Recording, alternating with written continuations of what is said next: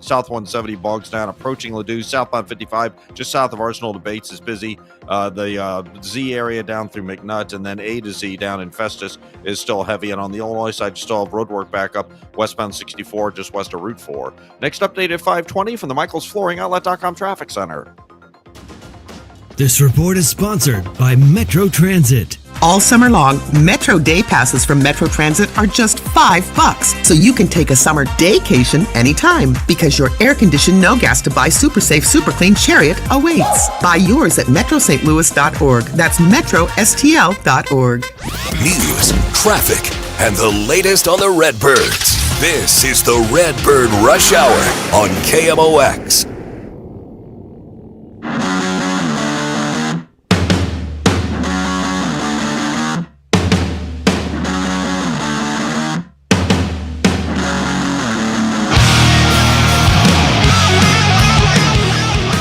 Tuesday on the Redbird Rush Hour, Matt Pauley and Kevin Wheeler with you here. We're taking you till 6 o'clock, and then we got full sports open line until 8, and then 8:15 for the pregame tonight, and 9:10 for the ball game in L.A., and I just look at Matt Pauley, and he's just like cringe. Yeah, late. I mean, you know what? A lot better than working for a living. No, I know. Again, every joke or complaint about scheduling is relative. Yes. It is relative. We're not out here doing the worst work. We're not. Hey, I'll tell you that when I was driving to North Carolina last week, there are a lot of areas under construction, and it was 98 degrees, and there's dudes out there. Yeah. Man, this is not that. Yeah.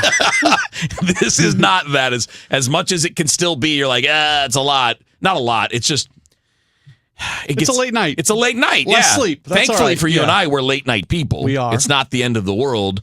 But yeah, you love those little East Coast start times. Those are pretty nice. Afternoon games are pretty good too. They also are good. Which we'll have one of those tomorrow. Yeah. We got Redbird Rush Hour tomorrow. Trust me, I know. Yeah. I'm out of here at 2 tomorrow. All right, so we got a lot to do. We'll talk a bit about last night. Great performance by Sonny Gray. Yeah. Jojo Romero did a solid enough job. Had a little danger, but did a solid enough job against the top of the lineup for the Dodgers.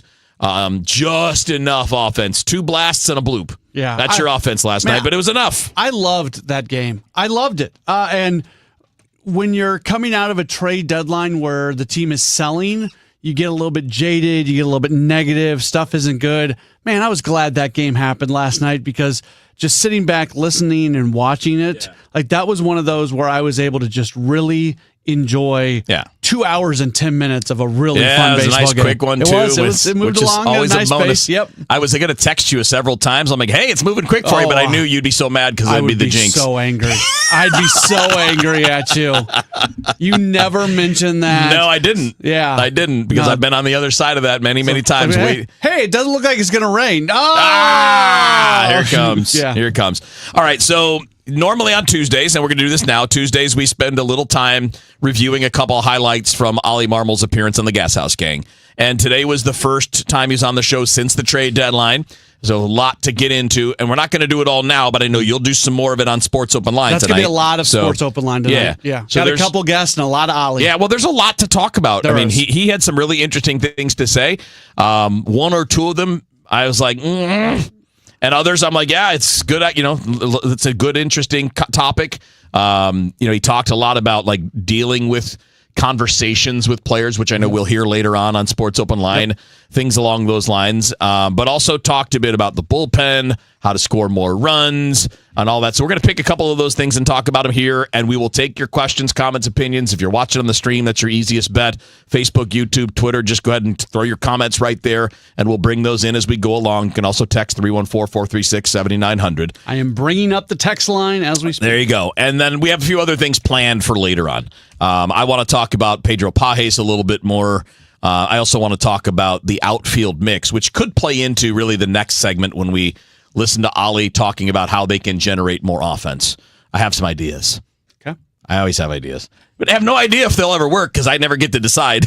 But what else can I do but talk about them? That's all we can do. That's what we're here for. So let's hear about the bullpen and what Ollie said today about that. Yeah, I thought this was interesting because it definitely is a shift. Yeah, I think even post-deadline, they're going to try to operate things very similar to how they've been all season long, but you can't do that in the bullpen because you lost your full-time closer in Ryan Helsley. And Helsley's role, even with what we talked about earlier this year, it was very clear that Helsley was your ninth inning closer. And that's when he was going to pitch. Yep. And it wasn't going to be, well, Helsley matches up with these guys in the eighth inning, so every once in a while we're going to use him in the eighth and go with somebody else in the ninth. No, that isn't what it was. Helsley was your ninth inning guy.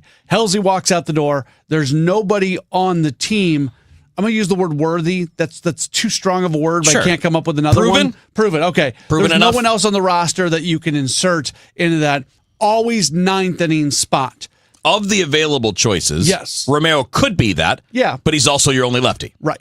So Romero's going to get most of the opportunities in the ninth inning. He gets the opportunity in the ninth inning last night, but he got the opportunity in the ninth inning, according to Oliver Marmol. Not so much it was because of the ninth inning, but it was because of who was coming up in the ninth. And if that group of lefty sluggers would have been coming up in the eighth inning, we probably would have seen JoJo in the eighth last night and maybe O'Brien in the ninth. Tom asked Ollie about that today. Yeah, I am. And that's, I think, the way we have to play this is just give them the best chance without having Helsley and Phil here. You got to give those guys the best chance to get a lane that's favorable to them. So if it's a couple lefties in there, then JoJo has the eighth, and we'll close with the righty, depending on who's available with Leahy and O'Brien and others. But we'll give those guys an opportunity. But if it lines up like yesterday where you can take the eighth through a righty lane and bail them at the top at Ohtani with the lefty, then we do it that way. That I find that interesting, and that is going to that creates more work. It creates more uncertainty. It creates more of a gamble in the way that you're handling this thing now. But and that's the eighth and the ninth. I don't know how they'll handle things if maybe it's a lefty group that's going to be coming up in the seventh. It's going to have to be a righty if you want to have, like, as an example, if that group came up in the seventh and you used Romero there, there's a chance they come back later. Do you want O'Brien or Swanson or Granillo or any of those guys getting that group of guys in the ninth inning? Yeah, my personal belief is the seventh inning is too aggressive. Right now. Maybe the performance of other guys can change that. Yeah. Right. But to me, seventh inning would be a little bit but what if Sonny... What if the game's on the line, though? What if Sonny goes 6 innings last night and not 7, and you got to use 3 guys back there? So, there's a lot of questions, but it is now on the record from Oliver Marmol that JoJo's not your ninth inning guy. He's going to get a lot of ninth innings. He's your most important situation guy. He is your most important situation guy, but you are willing to use him in non-ninth inning situations. I think one thing we really want to do right now, especially for the next couple of weeks, maybe in September we have a little more clarity, but I don't think it's going to be very useful to second-guess bullpen moves at this point. No. I mean, because this is essentially tryouts. Yeah. Right? You've got a lot of guys who have some talent. You've got hard throwers like Swanson and O'Brien that have not really pitched in high leverage in the major leagues. They have in the minors, but not in the major leagues. Granillo, same thing. He's been a closer in the minors, but never in the majors. I think it's definitely a tryout season. And then maybe in a few weeks we see something and we can think, okay, this makes more sense to define it this way. But right now we don't have that. Yeah, when it comes to Ollie, I think, and let me be clear, there's a lot of people who criticize Ollie for how long he lets starters stay in games when they're struggling, because obviously he's trying to save his bullpen in those spots. Yeah. So what I'm about to say doesn't apply to his decision on when to take out a starter. It is completely based off once he's gone to the bullpen, managing the bullpen. And I think even many of the Ollie bashers out there, if they're open-minded about it, can admit that one of his greatest strengths is his ability to manage a bullpen. I think he's got a very good track record in his Cardinals tenure at managing the bullpen decisions, things like that. So to your point, we know he can do this. Yeah. He's, with those trades, I wouldn't say he's got one hand tied behind his back, but he's not got full use of one of his hands. We'll go with it that way. And so it's just going to be a little bit different. Yeah, and I left out Leahy in that listing of names because he's definitely one of those guys too. Yeah. He and Romero are probably your most, this is the weird way to put it because Leahy's inexperienced, but they're probably your most proven guys with O'Brien right behind them. Yeah. And then the other guys, Swanson and Granillo and Fernandez is back, which I'm excited about. He needed to go down when he did, but if you could get last year's version of Ryan Fernandez, that's going to be very helpful. And here's the other part of this as well. And we got a text message from the 636 asking who we think will be the next closer for the Cardinals. Man. I don't have an answer to that question, but I think that question leads us to the value in the next 2 months where you have to have I don't think a lot of people view JoJo Romero as the longtime closer for the Cardinals. I mean, he's only under contract for another year, so it's a harder thing to project. And the Cardinals have been pretty good at developing young closers. I mean, nonstop, really, for the last 10, 12 years. Yep, that's been one of their strengths. I mean, go back to 2011, right? I mean, Jason Mott emerged that year, not long after that. You had Trevor Rosenthal emerge, and I'm going to forget somebody. But I'm really only going the last 10, 12 years. But from those two guys to who was after that? Oh, yeah, Gallegos, who was traded for when he was kind of a tweener. He wasn't a full major leaguer yet. I mean, they obviously Helsley, and Hicks. I mean, it's been a pretty good thing for them in recent years. So I think the point that I would make here is you got to take an opportunity in the next 2 months to get O'Brien, Swanson, Granillo. Yeah. Leahy, Get the. I think they view Leahy as a you've already seen him in leverage. Yeah.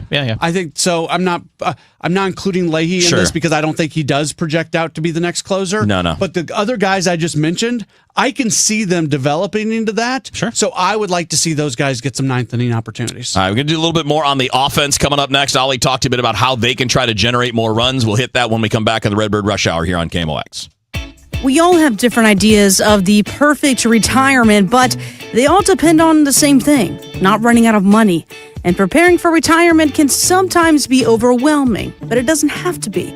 Find out how to build your retirement on your terms. Join host Steve All for the All Financial Hour, Saturday mornings at 10 or Sunday evenings at 6, right here on KMOX.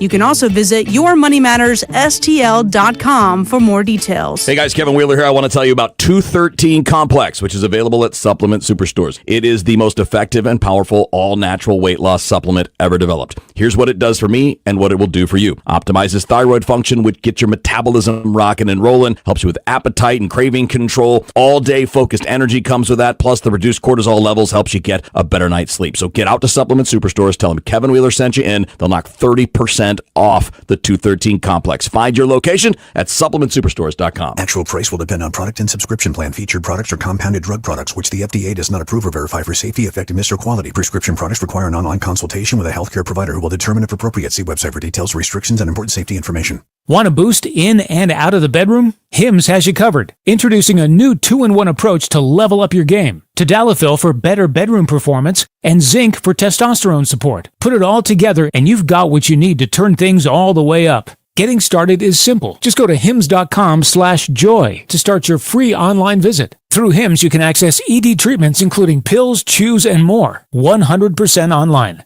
No office visits, no pharmacy lines. Just fill out a simple intake form and a licensed medical provider will determine if treatment's right for you. If prescribed, it ships free and discreetly to your door. Find affordable treatment options at up to 95% less than brand names at hims.com/joy. That's hims.com/joy, hims.com/joy. Paul's new drone startup just lost its most genius computer scientist. We just lost our best genius to some new genius who's got a genius new idea. I'm going to have to find a new genius, or two half geniuses, and fast. He needs a computer scientist that can keep his startup from falling down. I need Indeed.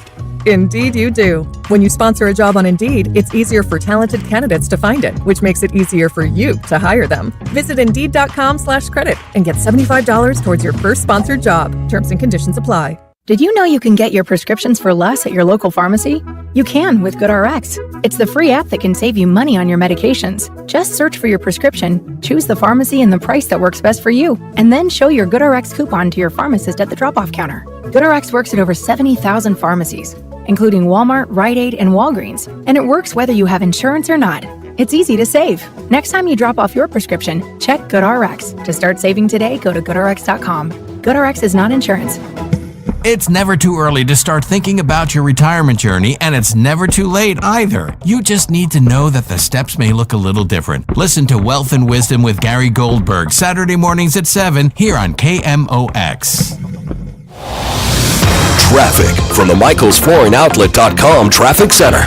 Well, there's still no change on northbound 270. This traffic reports a service of Financial and Tax Strategy. We still have only the left lane open, northbound 270 south of 70, because of that accident reconstruction crash. Northbound 270 is jammed back through Page if you're on northbound 270, and there's still some slow traffic coming through Olive both directions, and really Manchester up to almost Ladue, so it's still very busy both ways. The alternate route 141 northbound's backed up most of the way from Olive all the way up to Marine, if you're thinking about that as an alternate route. Lindbergh, midway up from Page to Old St. Charles is backed up again. That hasn't really changed. North 170, north of Page, all the way up past Highway 70. In fact, it goes all the way up to Airport Road. South 170, downward onto 64 is busy.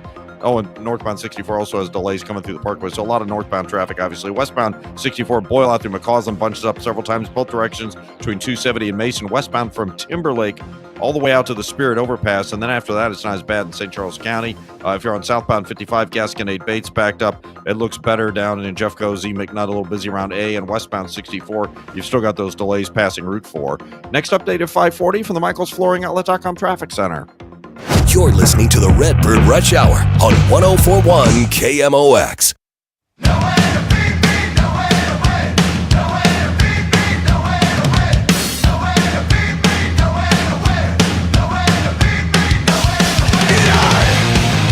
All right, Redbird Rush Hour. Matt Pauley, Kevin Wheeler with you here until 6 o'clock, and that's when Matt keeps on going with Sports Open Line.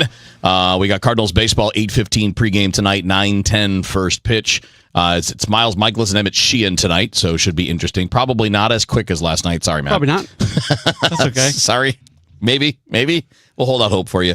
Let's get to the next clip from Ollie. So, obviously, on Tuesdays, we like to play a couple of things from Ollie's appearance on the Gas House Gang.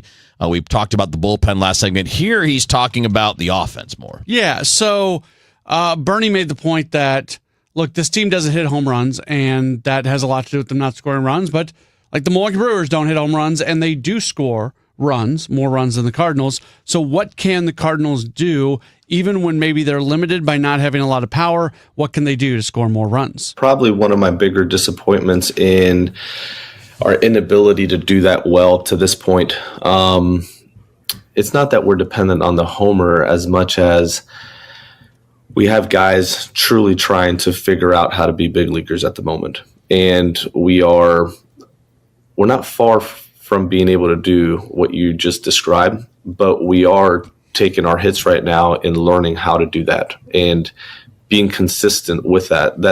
That inning we had in the ninth there, where we got Suarez in the game in San Diego, has to be part of our identity. Has to be. Where guys are short to the ball, they're trying to move the ball all over the field, using just the middle of the field, taking your hits, and not trying to do much more than that. We are at our best when we're collecting hits, and then a guy pops a double, triple homer. But that has to be a big part of our identity, and we're continuing to work through that with our guys. Part of it is getting them just to get to that average point of understanding how to take that approach and be consistent with that approach. When you talk about Vic, he would love to do that.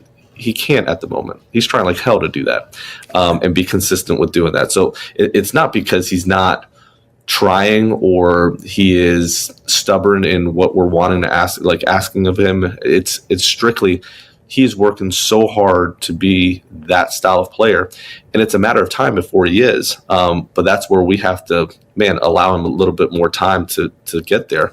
Walker's no different.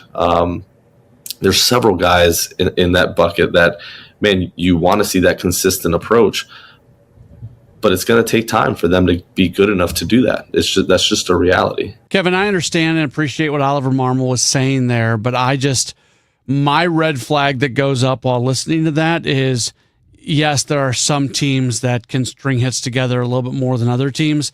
That is something that industry-wide is really hard to do. And if you're going to say that, like those innings they had against San Diego, if that's going to be a big part of your DNA and that's what you need to do to score runs, I don't think you're going to score a lot of runs, because in today's baseball, as velocity continues to go up and as pitchers continue to have more and more of an advantage over hitters, that becomes more and more unlikely to be able to pull off.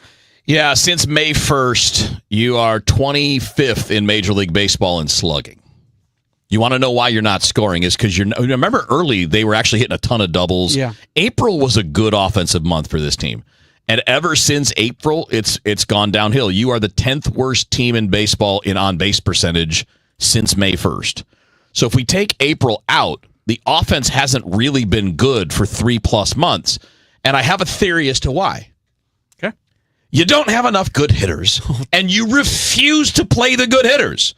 We are going to play the glove man first all the time in center field, third base, and catcher, and you've got 3 gaping holes in your lineup for the last 3 months. You cannot score runs that way, and you cannot string runs together that way. Yeah. You can't.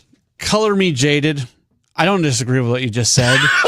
But you can't do it. In the same sense, I don't think this team has a lot more wins if you would have played Gorman a lot more at third and Nootbaar a lot more in center and Pozo a lot more behind the plate. No, this is a dual combination, right? They're a dual comment. Your roster's not good enough, and you're not willing to try things. I mean, I looked this up last night. I texted it to you guys in the group. I've mentioned it on the air. I think I mentioned it with you earlier today. Pedro Pages, of all hitters in Major League Baseball with at least 250 plate appearances, is the second worst hitter in baseball this year. That is not an everyday or regular player. That's a pure backup. And he's playing as your regular main guy.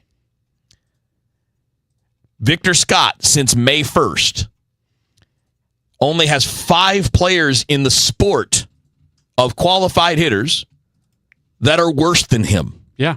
And by the way, guess who's tied with him? Nolan Arenado. You have 3 of the worst hitters in baseball in the last 3 months, and they play nonstop. If those are just average guys, you do have more wins. Now, again, I get it. Victor Scott's Gold Glover, or at least will be, I think. He could be this year. He's been amazing defensively. Pages has been good defensively. Arenado's been good, but not what he used to be. He's still really high end, but he's not what he used to be. But you're not going to score more runs when you always favor defense over offense. You have to adapt to what you need at a given time. Yes, and there's a lot of people that push back on that so much. I know. Because they see Nolan Gorman drop a pop-up.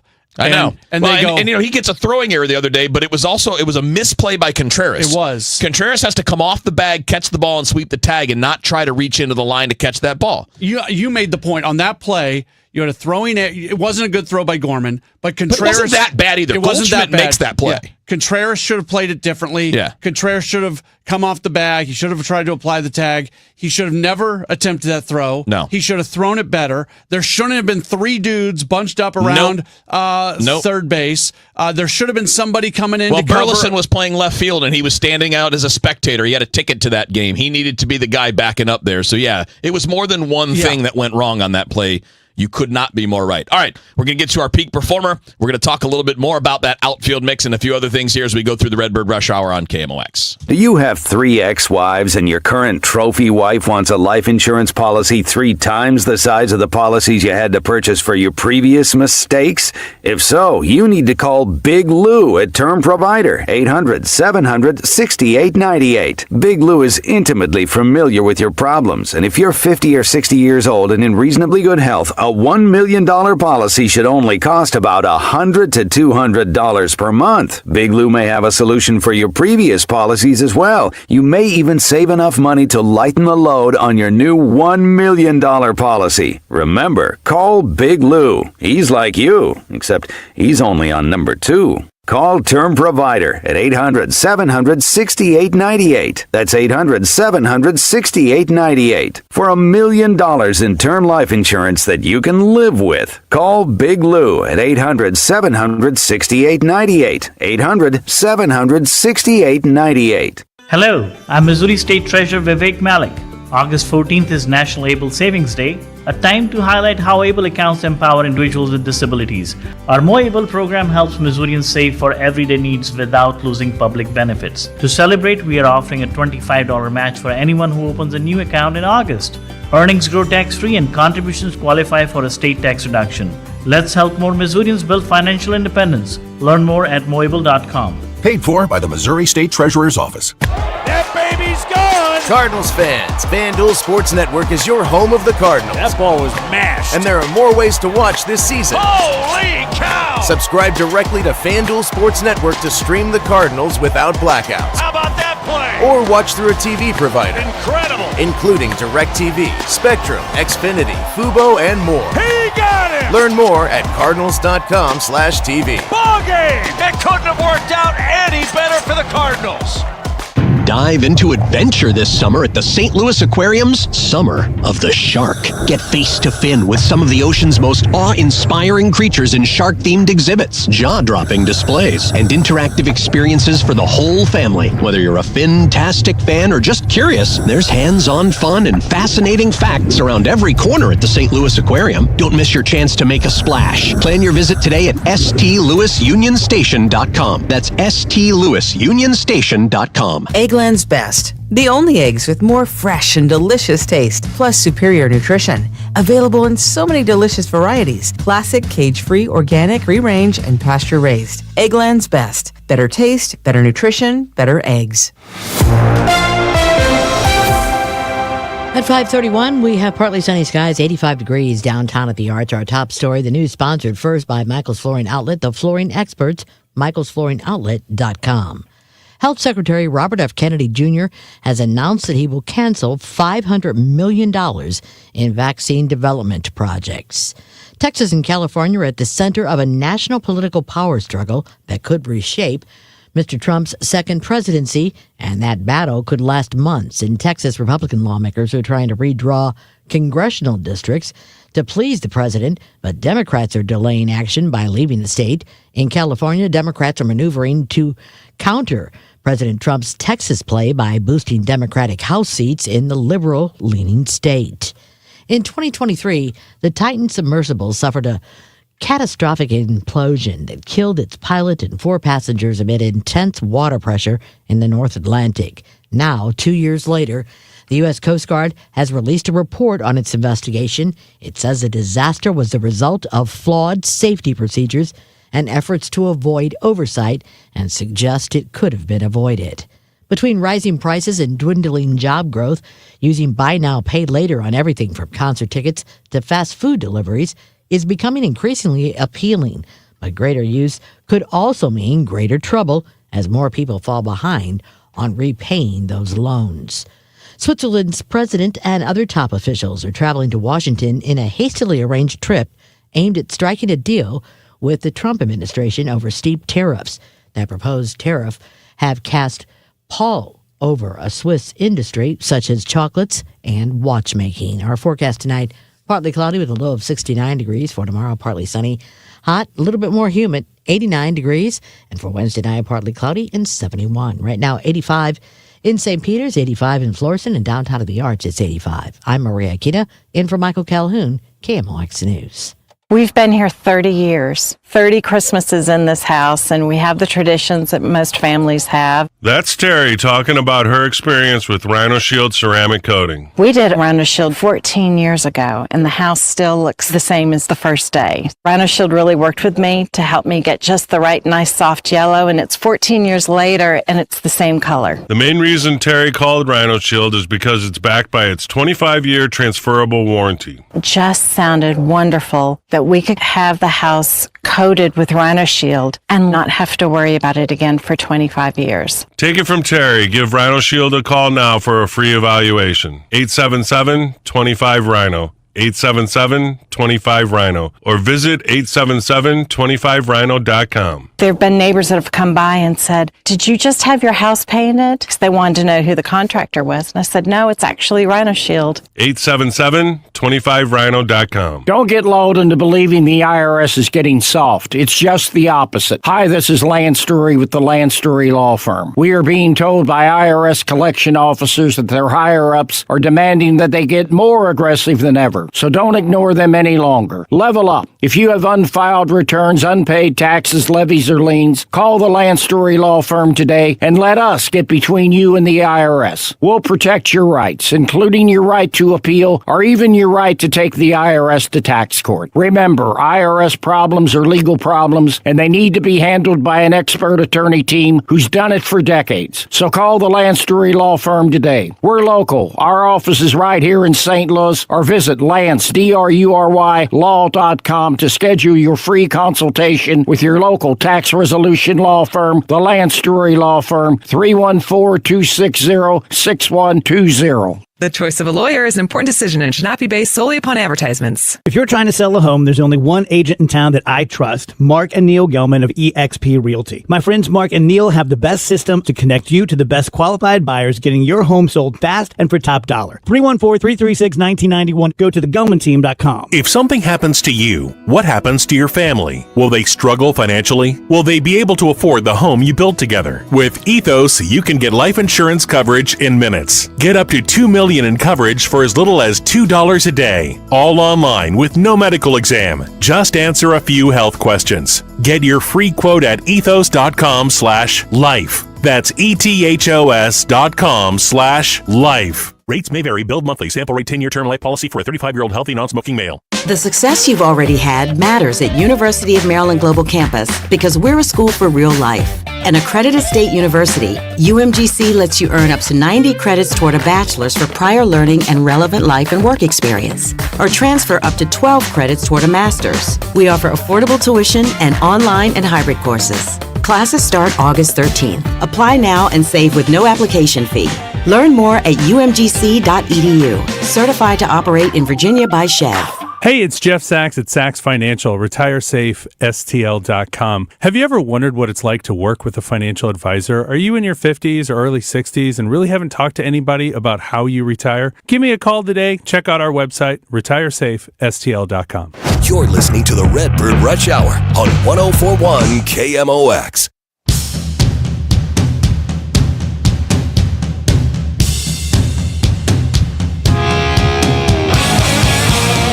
All right, Redbird Rush Hour. Matt Pauley, Kevin Wheeler with you here till 6 o'clock. Matt's got sports open line from that point till 8. 8:15 is the pregame. 9:10 first pitch. Miles Michaelis and Emmett Sheehan are the starters for tonight. Let's get to our Game Day Men's Health Peak Performer for today. And, of course, you can get back to the top of your game with Game Day Men's Health. Go to GameDayMen'sHealth.com to get things started. Sonny Gray. Really good. Easy answer. I mean, I could go with Herrera, had a big swing of the bat. Mason Wynn had a big game yesterday, but Sonny Gray was the best we've seen him in more than a month. July was terrible. And I talked about this with Ricky Horton today, Matt. He does really have a legitimate problem with sweat. Yeah. Like when it's really hot, I can identify, man. I'm a sweaty dude. I am too. And I had some of that experience being a college player in Miami where I'm a sweaty dude and I'm sweating through shirts, multiple shirts every day. But as a catcher, I don't have to have pinpoint command 100 times. I might have to throw a couple of balls down to second base on a given day. It's not the same. And I can use things. I can use things like pine tar. I can rub my hand in the dirt. As a hitter, when your hands get sweaty, you throw some batting gloves on. Pitchers can't do any of those things. He doesn't have big hands. Because, guys, in case you haven't checked, Sonny's just a normal-sized dude. Yeah. He's not a monster. He's not like Michaelis 6'5", whatever. So I understand how those things can be challenges. As you pointed out to me in a text last night, he's usually pretty bad in July. Yeah, but you got to Southern California, and all of a sudden, grip is better. Everything else is easier, and he was kind of back to being a good pitcher. So last year in July for the Cardinals, he had a 6.75 ERA. That dropped to 4.5 in August for his career. So this is a long career. 4.19 ERA in July. Yeah. 2.78 ERA in August. This July to August thing for him is real. It can be a bunch of things too, right? It can be you're kind of hitting a wall and you got to get past it. It can be the weather. It can be where you're playing. Yeah. He's been pitching a lot here, and it's been really hot here for a lot of those starts. Either way, he would tell you it's no excuse, and he's right. Everybody's dealing with it, but it's like in snow weather for quarterbacks. The quarterbacks with small hands struggle more than the guys who have meat hooks. It's just the way it is. Yeah, so over his career, this is where it just doesn't make sense. And this is not a small sample size. No, this is it's a lot of 40, years. 50, 60 games in each month. April, 3.06, good. May, 3.65. June, 3.68. July, 4.19. Yeah. August, 2.78. September, 4.07. So August is not just his best month at 2.78. It's his best month by a full quarter of a run. Yeah, it's a fascinating thing. Yeah. It may have a underlying meaning. It may not. It may just be a thing. Every one of those things can have some kind of underlying factor, or maybe it's just the way that it is. and we'll figure it out later on. All right, a few more things to get to, but let's get a quick hit of traffic, let you know how things are going on around downtown and actually around the St. Louis area, and then we'll get back to more Redbird Rush Hour here on KMOX. Traffic from the MichaelsFlooringOutlet.com Traffic Center. Well, unfortunately, Kevin, there's no change on northbound 270. This traffic reports a service of Saks Financial. Only the left lane is open north 270, south of 70. North 270 slows at Ladue, jams south of Page, all the way up to the crash scene. Northbound 141 is more slow than stop and go, but it's busy from Olive all the way up to Marine. Northbound 170 approaching Page all the way up through 70 past Airport Road, slow as an alternate route as well. Just keep those in mind. Eastbound 70 is heavy east of the Blanchard up to 270 because South 270 still kind of looking at the northbound wreck, at least initially. 170 northbound and southbound around the Parkway, and 64 is kind of busy. Westbound 64 Kings Highway to Clayton Skinker, eastbound 64 McKnight to Big Bend, the westbound side west to Timberlake, in pockets to Boone's Crossing. After that, it's not as bad. 364 west of Mid Rivers to K is kind of slow. Southbound 55 just a little busy at Bates, a little slow at McNutt. Westbound 64 Route 4 midway into 158 roadwork delays. I'm Roger Brand at the MichaelsFlooringOutlet.com Traffic Center. All right, back in on the Redbird Rush Hour. Matt Pauley and Kevin Wheeler with you here. So let's talk about the infield a little bit because we were and how it plays into the offensive thing. There are a couple of problems with the offense as a whole. Again, not enough production from the corner outfield spots, which are typically offensive spots, right? I mean, Lars Nootbaar has been super inconsistent. Had a great April. Little bit of May was pretty good, but really since then it's been bad, and then he got hurt. We talked about Victor Scott already. We already know what Jordan Walker's situation's been. The only guy in the outfield mix that's really hit is Burleson. Yeah. And that's why he's going to be in there every day, and he deserves it. He's earned it. He's been one of your 4 good hitters. You have 4 above average hitters in this lineup. You got Contreras and Burleson, and then obviously, Herrera, but he's missed a bunch of time, and then Donovan. And Donovan has not hit lately. No, and for 2 months he's been bad. Right. Like not down, bad. Like bad. But April and May he was phenomenal, and that kind of brings his numbers to where they are now, which is, by the way, pretty close to his career norm, where he is right now total, and that's fine. Like, okay, we know what he is. I don't know that makes me as a couple months ago I was thinking and saying, boy, I don't know, how do you let this guy get anywhere? Do you extend him? Now I'm not so sure about that. And now you almost wonder, is what you would get back for him less than what we thought it might be? Yeah, it could be, but that's a valuable player. Yeah. To a team that has. I'm not saying there's not interest. I'm just saying but you're not getting an ace for him, right? You're not getting a top 50 prospect. Yeah. You might get a bottom 100 of the top 100 type prospect. You might get a 4th starter. But everything we've talked about is a controllable pitcher. Yeah. And I don't think we're talking about a 4th starter when we have that conversation. They need somebody better than that. Yeah. And the only guy that probably gets you that is Wynn. Do you want to trade Wynn? I don't. I don't either. No. I mean, I can understand it. If somebody gives you a Godfather offer, that's a different thing. But would I want to move him? No. I think he's got more offensive potential. I've been so pleased. And his defense is elite. I've been so pleased with what we've seen from him since the All-Star break. And I know he's dealing with a knee thing, and he has said, They do need to get him more rest, though. They do. They need to get everybody more rest. Yeah. If I had one single criticism of the way the team is run, I don't think they rest guys enough. No, especially guys that have shown, like Nootbaar, like Arenado, like Wynn, who have had nagging injuries for multiple years. Yeah. I couldn't agree more. I think that's a really important. There. Yeah. The science. Yeah. I'm not trying to get all political here when we talk about science, but the science is there. And again, if you're a first baseman, all right, play every day. Sure. It's one of the least physically taxing positions out there. And when you got a guy like Contreras, whose injuries have been weird ones, like broken bones from getting hit by a bat, that's not a wear and tear injury. It's bad luck. Right. When you've had guys like... And I'm not worried about Brendan Donovan going out and playing second base most days. No, he's fine. He's fine. But again, I think he needs more rest too. I mean, I understand why you don't want any of them out, but that's why you have to build a better roster. Because they've built rosters the last couple of years where you do not have good alternatives in several spots. That's where I laugh at us, Kevin. I laugh at us because every single day we come on the radio and we talk for an hour about the Cardinals and things they could be doing better and everything. And really, only one thing matters. They need to have a more talented roster. We say that, but you've never done the things that we've talked about. Yeah. Like if you had Sid JC here all year and you were like, we're going to rest Arenado and we're going to rest Wynn and we're going to rest Donovan and he can play 3 games a week, You might actually have a better team. Yeah. But they won't do it. I'm not saying the stuff that we're Or saying isn't Gorman, important, for that matter, or whatever. but it's only important because of the fact that we are trying to see them get the most out of what the current roster is, and you could fix that just by having a better roster. Yeah, and again, that's a hard thing to do. Sure. Right? Like, that's just like telling a guy, go be a better hitter. Yeah. Well, of course. No kidding. We want you to hit better, but like the hard part is doing it. It's the how.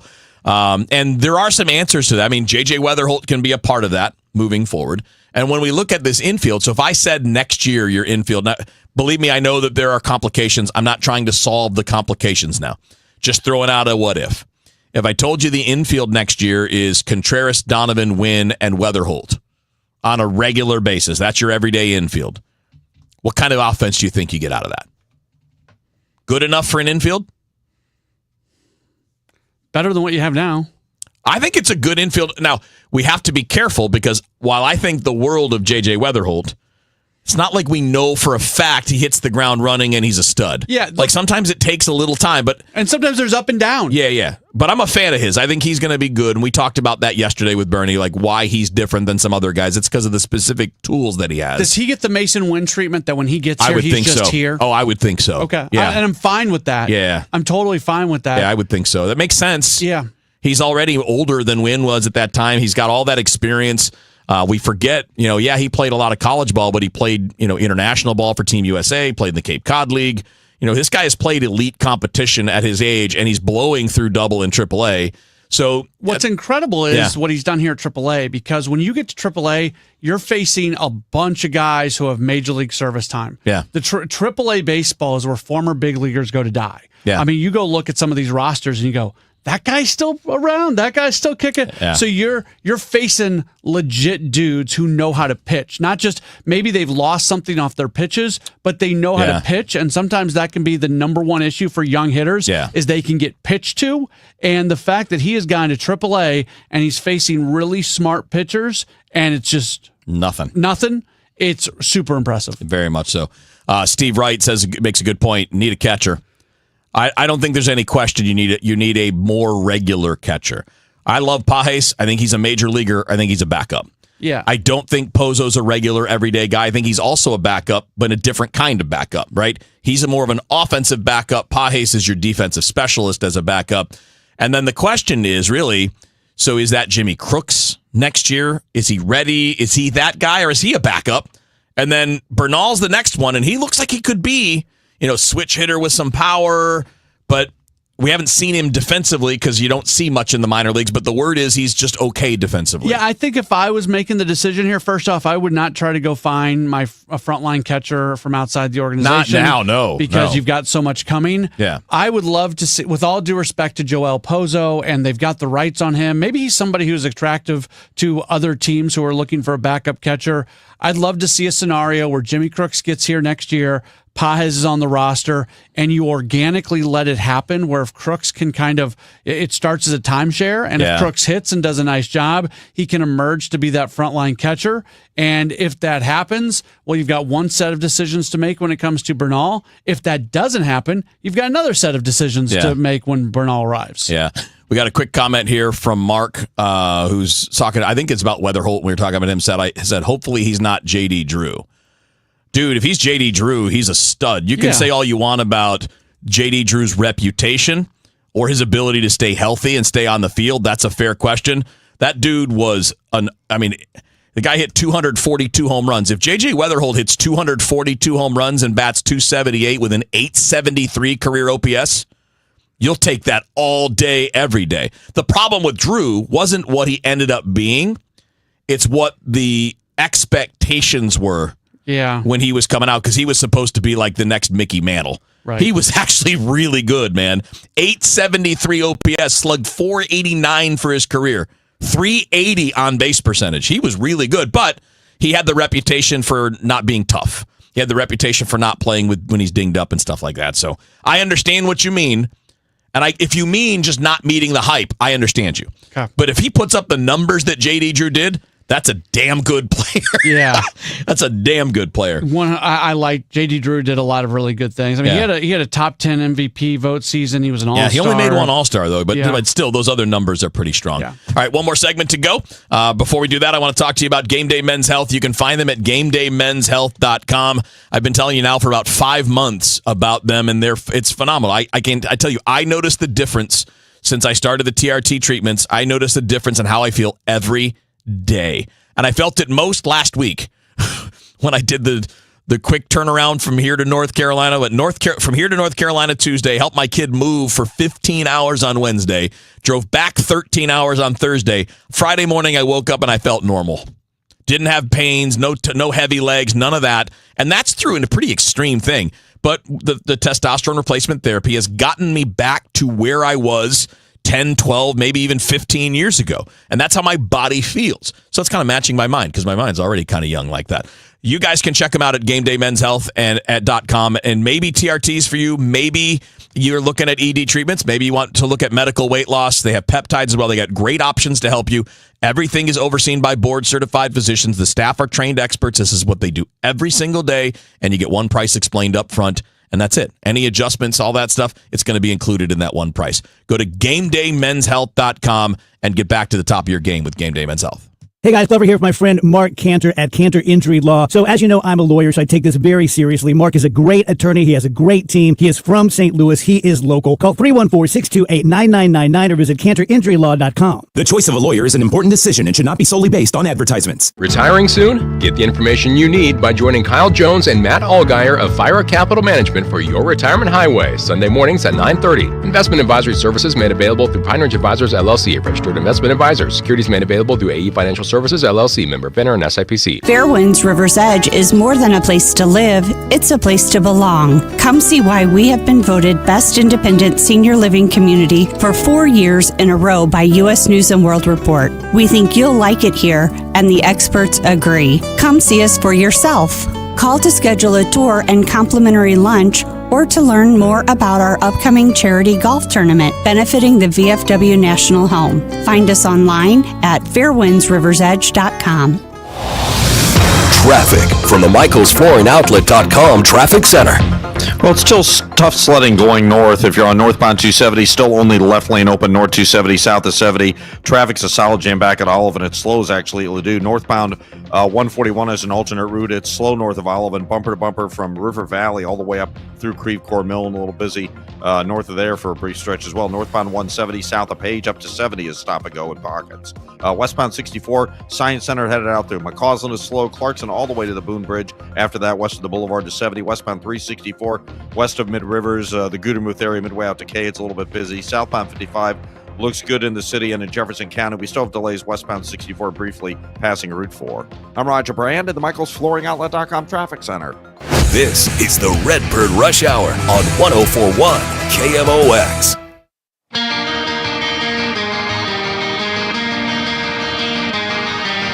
Dark side's coming down, nothing is real. All right, Redbird Rush Hour, getting ready to wrap up. Sports Open Line after the top of the hour. We leave anything out that we planned on or talked about earlier that we needed to get to, Mr. Pauley? Oh, geez, now you're putting me on the spot. I don't remember. If we don't, it's fine.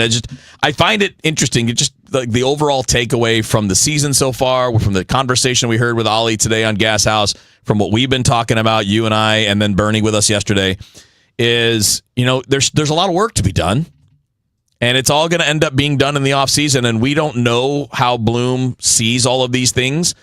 I just hope he doesn't see it the exact same way. Yeah. I'm getting flustered by this argument about defense, and like when you're not hitting, you need bats, and when you're hitting well, okay, we can play some defensive guys and we can do that. Being adaptable is a number one trait in sports. I don't care if it's football. You can't be like, we're a running team, we're going to run. No, if you can't run, you throw, right? Like, you've got to adapt to what you're able to do. Maybe I'm naive. I'm naive on some things. I'm self-aware enough to realize that, so maybe I'm naive.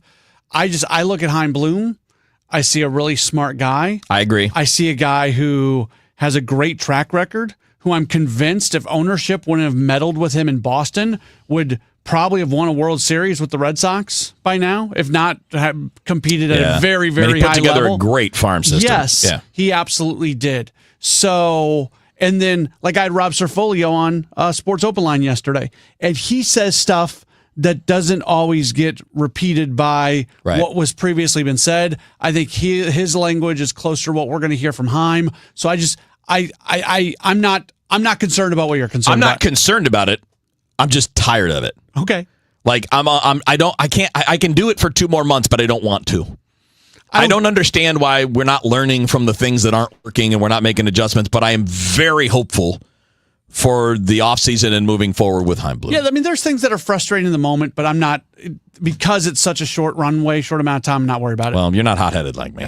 Matt Pauley's got Sports Up Online coming up next. Have a great night, everybody. Here's KMOX. Paid non-attorney spokesperson. Paid for by Action Matters. Texting privacy policy and terms and conditions posted at textingterms.us. Texting enrolls you for recurring automated text marketing messages. Message and data rates may apply. Reply stop to opt out. Attention parents of children who have used the gaming platform known as Roblox. If your child was a victim of sexual abuse or harm of any kind while using the Roblox platform, you may be entitled to compensation. Roblox is facing multiple high-profile lawsuits, including an ongoing class action, alleging it failed to protect users from foreseeable dangers that led to the grooming, exploitation, and sexual abuse of minors on the platform. Claims allege Roblox turned a blind eye to predators, unsafe games, and deceptive monetization practices that targeted children. Victims were contacted through in-game chats and coerced into private conversations on third-party apps. If you believe your child may have been a victim of grooming, sexual abuse, or harm of any kind while using the Roblox platform, you may be entitled to a cash settlement. Text our helpline now to find out if you have a viable compensation claim against Roblox. Text GONE to 32 32 32. That's GONE to 32 32 32. GONE. Just wasn't cutting it. We needed fewer missed calls, more flexibility, and better visibility into customer conversations. That's when I found OpenPhone. OpenPhone is the all-in-one system for small businesses and growing teams. Manage multiple numbers from one device, work seamlessly as a team with shared numbers, and stay organized with AI-powered call transcripts, summaries, and next steps, so nothing gets missed and your team responds faster. OpenPhone integrates with tools you already use, like Slack, HubSpot, and Zapier, so everything's connected and efficient. Having tried just about every relevant small business phone system, OpenPhone is truly in a league of its own. It's now essential to how we run our business, and I couldn't be happier with the value it brings. See why over 60,000 businesses trust OpenPhone. Try OpenPhone for free at openphone.com/try and get 20% off your first 6 months. That's openphone.com/try.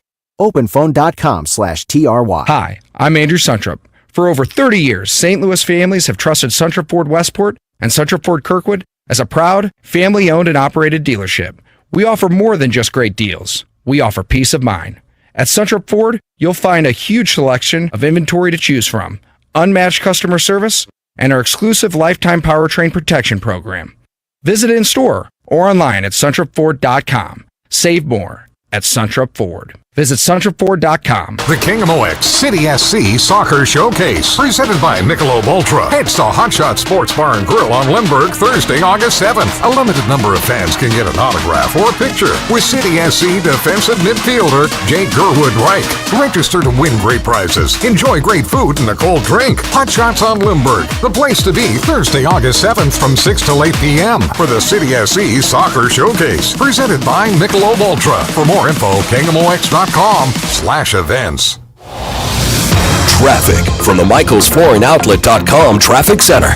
Well, unfortunately, there's still no change on northbound Highway 270. We still have only the left lane open past a fatal crash investigation, northbound 270, south of 70. Traffic is slow at Olive and Jam before you get to Page on northbound 270 right now. Northbound 170 as an alternate route's looking better, but I'd still call it about Midland up to 70. It's slow. Northbound 141, a little busy approaching 364, and then River Valley up through Creve Coeur Mills, pretty congested, more solid running through there. If you're on westbound 64, that's still a little busy in a couple of spots west of Clarkson out to about Boone's Crossing, and then approaching Prospect out to 70. 364, Gudermouth Decay is a little busy.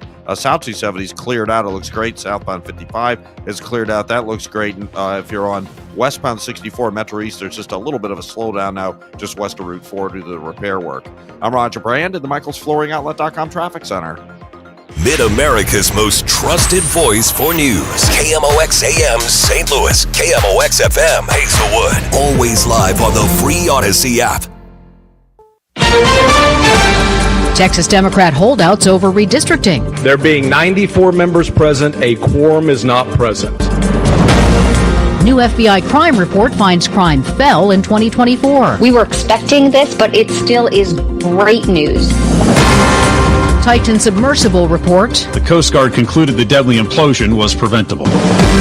This is the CBS World News Roundup Late Edition. I'm Jennifer Kuiper. Even under threat of arrest, Texas House Democrats have not returned to their home state, blocking a vote on Republicans' efforts to redraw the congressional map. President Trump tells CNBC, "We are entitled to 5 more seats." CBS's Nydia Cavazos. These Democratic members have said that they will remain in the state of Illinois for at least 2 more weeks, which is the duration of this special session. And while at some point they will have to go back to their own state of Texas, they say that for now, this is helping them raise awareness, bring national attention to this issue. And some of these representatives are saying that they're hoping that other blue states will also join the fight. A new FBI report says violent crime in the U.S. fell 4.5% last year. CBS's Anna Schechter. Murder and non-negligent manslaughter across the country, and remember this is an average, it decreased by an estimate of 14.9% in 2024 when compared to the year before. Smoke from dozens of uncontrolled wildfires in Canada again prompt air quality alerts across all of Wisconsin and Michigan, as well as much of New England. Anne Rand lives in suddenly hazy Portland, Maine. I don't really have any trouble breathing, but I have been a little bit more congested. Weather experts say the air quality in Detroit and southeastern Michigan is some of the worst in the world right now. The Coast Guard releases a report on the 2023 implosion of the Titan submersible as it dove to the Titanic. The report says Titan's operator, OceanGate, had critically flawed safety and operational practices and a toxic work environment. It also says OceanGate failed to investigate a whistleblower complaint about faulty equipment by former company official David Lockridge. After the implosion, he testified about OceanGate's cost-cutting and bad engineering decisions. The desire to get to the Titanic as quickly as they could to start making profit. The Coast Guard concluded the deadly implosion was preventable. All 5 people aboard the Titan were killed. Michael Wallace, CBS News.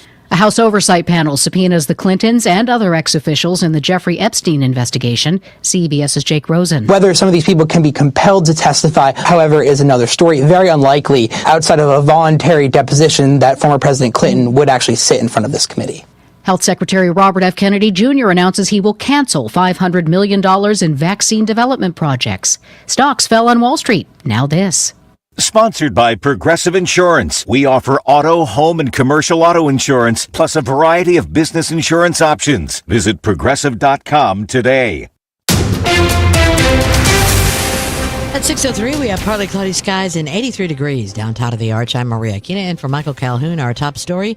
In an attempt to avert losing federal funding for FEMA and the airport, St. Louis Mayor Kara Spencer's administration, as we reported over the weekend, is pausing an enterprise program for women and minority-owned businesses. If we don't get these funds, I don't see how we're going to be able to rebuild our community. The city will no longer issue construction contracts under its minority and women-owned business goals in an attempt to avoid the Trump administration's ire. According to St. Louis Development Corporation interim CEO Otis Williams, the city has received letters from the federal government. We did get correspondence from the Attorney General's office and from the Department of Transportation that caused us to be very concerned. However, KMOX has reviewed these letters and they are not directly addressed to the city of St. Louis. Mayor Spencer says they will work with the Board of Aldermen to relaunch the program in a way that is compliant with the federal government's DEI standards. Sean Malone, KMOX News. An audit into the St. Louis Public Schools finds the district is on course to run out of funds by 2031. Auditor Fitzpatrick contributed the unbalanced budget to 2 things. It's likely that the upward pressure on salaries combined with the temporary nature of some of the revenues coming into the district combined have created a little bit of a challenging situation for the budget moving forward. Fitzpatrick's audit found 21 of the 30 employees they checked were overpaid by thousands of dollars, while the same was true for 6 of the 10 cabinet members they audited. Now, the audit also found the district regularly spent thousands of unnecessary expenses, like on Topgolf and Caesar's Palace. Fitzpatrick adds his audit did not find anything criminal in nature. Some good news about younger people getting screened for colon cancer. KMOX Health Editor Fred Bottomer. The American Cancer Society says colonoscopies on people aged 45 to 49 increased by 43% from 2019 to 2023. CBS News Chief Medical Correspondent Dr. John LaPook. Back in 2018, the American Cancer Society said, you know what, let's start screening people at 45 if they're at average risk rather than 50. Because we've been seeing for many years colon cancer affecting younger and younger people for unclear reasons. Okay? Yeah. So they said, all right, fine, we'll start screening. We should pick up those cancers hopefully at an earlier stage when they're more curable, right? Yeah. I mean, if they're in the very earliest stage, they're more than 90% curable, and that's exactly what happened. Colorectal screening in this younger age group is still low, although it jumped from 1 in 5 adults screened in 2019 to 1 in 3 today. Fred Bottomer, KMOX News. A hate crime investigation is underway after 3 cars were found burning in Clayton this morning. Along with the burned out cars, a targeted message was sprayed in graffiti onto Westmoreland Avenue. Police say it was anti-Semitic in nature and that it called out someone by name who lives on that street. No one has been arrested, but we are aware of at least one individual responsible for this crime. Corporal Jenny Schwartz with Clayton PD says the FBI is joining the investigation. Anytime we have reason to believe that a crime is motivated by hate, we do notify the FBI. So at this point, it is still a Clayton investigation, but they are assisting us. Stuart McMillan, KMOX News. The Government Accountability Office found that the Trump administration, by abruptly canceling NIH grants, has violated a 1974 federal law. Illinois Senator Dick Durbin says the GAO concludes that President Trump is illegally withholding billions of dollars of NIH money from medical researchers. Durbin says on X, these unacceptable freezes will put new treatments and cures for patients out of reach. He says, quote, it must end now. And at 6:07, we want to get a check of traffic with Roger Brand. Roger Brand. Yeah, well, Maria, things have not gotten better yet. I think they're getting close to wrapping this up, but we still have the restrictions on northbound 270. This traffic reports the service of Anderson Hospital. Only the left lane's open, north 270, south to 70. It was a fatal crash investigation. It looks like pretty much everybody's left the scene, but they still just have that left lane open. It's a solid jam. Well, it slows it all of it. It's a solid jam south of Page up to that point just south of 70. As alternate routes go, northbound 141 River Valley up to Creve Coeur Mill. There's really heavy traffic even north of there, most of the way to 70. Northbound 170, the Rock Road up to 70 is kind of busy as your alternate northbound options. Other than that, westbound 64 just a little busy at Topgolf, at the Boone Bridge, and past Highway K. Through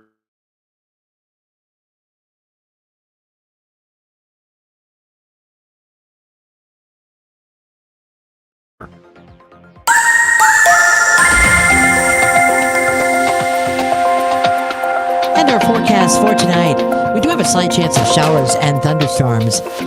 Usually before 7 o'clock, though, we could still see some of those pop-up storms. We saw some of them around our Metro East area earlier. For tomorrow, mostly cloudy, then gradually becoming sunny with a high near 90 degrees. Wednesday night, mostly clear with the low of 71. For Thursday, sunny and hotter, 93 degrees. For Friday, sunshine, another hot one, 93 degrees. Right now, it is 84 degrees in St. Peters. It is 83 in Florissant and 83 downtown at the Arch. I'm Maria Aquina, KMOX News. Come on, let's get going now. From KMOX Sports. We're primed and ready. All day, baby. Man, let's go. This is the Gray Bar Sports Open Live. Gray Bar, your distributor for electrical and datacom needs. On 104.1 FM, KMOX. Welcome in. It's Gray Bar Sports Open Line right here on KMOX. My name is Matt Pauley. We have our Tuesday edition of the program. Have you for a full 2 hours. You got a lot of me tonight. That's the way it was last night too. You know what? It resulted in a Cardinals victory. So let's do that again. Cardinals got a good win yesterday, knocking off the Dodgers 3-2.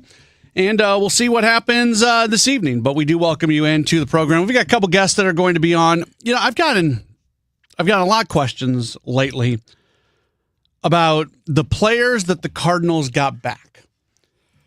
And I can go read like a scouting report on them. Yeah, and when I say got back, I'm talking about at the trade deadline in the Helsley, Matz, and Maton deals. I can go read a scouting report on them. Anybody can do that. But it would be disingenuous for me to sit here and say, this guy's going to be this guy's going to be that. So I wanted to talk to somebody who's smarter than me, which that doesn't take much, but I wanted to talk to somebody who is smarter than me, especially when it comes to prospects. We are going to be joined in about 5 minutes or so by Sam Dykstra. He is part of the team over at MLB Pipeline. He is so locked in on prospects. So yeah, we'll talk with him and basically ask him about every single player all 6 players that the Cardinals got back at the deadline and what he thought. So Sam's going to join us here in just a little while. And then Corey Miller, our good friend from Channel 5 KSDK, he's going to join us at 7:05. So those are the guests today. We're going to kind of continue what we were doing during Redbird Rush Hour. This is our Tuesday tradition, I guess, and the fact that we have a full 2-hour Sports Open Line allows us to do this. So this is going to be, we're streaming. We continued the stream. For those of you who are watching Redbird Rush Hour, thanks for sticking with us. For those of you who are just joining us here on Sports Open Line, we'll continue the stream. We're doing this new, by the way, for our loyal video viewers. Previously, we had always ended the stream at Redbird Rush Hour's end and started a new stream for Sports Open Line. And I made the decision to stop doing that. I'll tell you why I made the decision. We have a chat, and it's a lot of people on YouTube are on the chat. And the chat sometimes doesn't even involve what we're talking about on the air. It's become kind of a community on any given day for people to come together and talk about Cardinals baseball as they're watching this. And when I end the YouTube video and then start a new one, that chat goes away. So I've been so heartened by the fact that so many people are watching and talking with each other and kind of making that part of the conversation that I wanted to make sure not to end that after just 1 hour of Redbird Rush Hour. So we're going to do this now. We're going to continue the video on the same stream after we wrap up Redbird Rush Hour right into Sports Open Line. That way, all of you folks who are chatting about what we're talking about on the chat and everything, you can just keep on going with that while also watching this video and being tuned into this show. So I hope you like that. That was a decision that I made, and we'll get. But the point I was trying to get to before I started patting myself on the back was we're getting questions. So today is going to be a very kind of conversational type show for the 2 hours. We'll have the 2 guests, and then we'll kind of roll through different topics about the Cardinals based off the things that Oliver Marmol said today, kind of like Kevin and I do a little bit on Redbird Rush Hour. It's going to be a few more cuts, a few more things to get to. We're going to do all of that.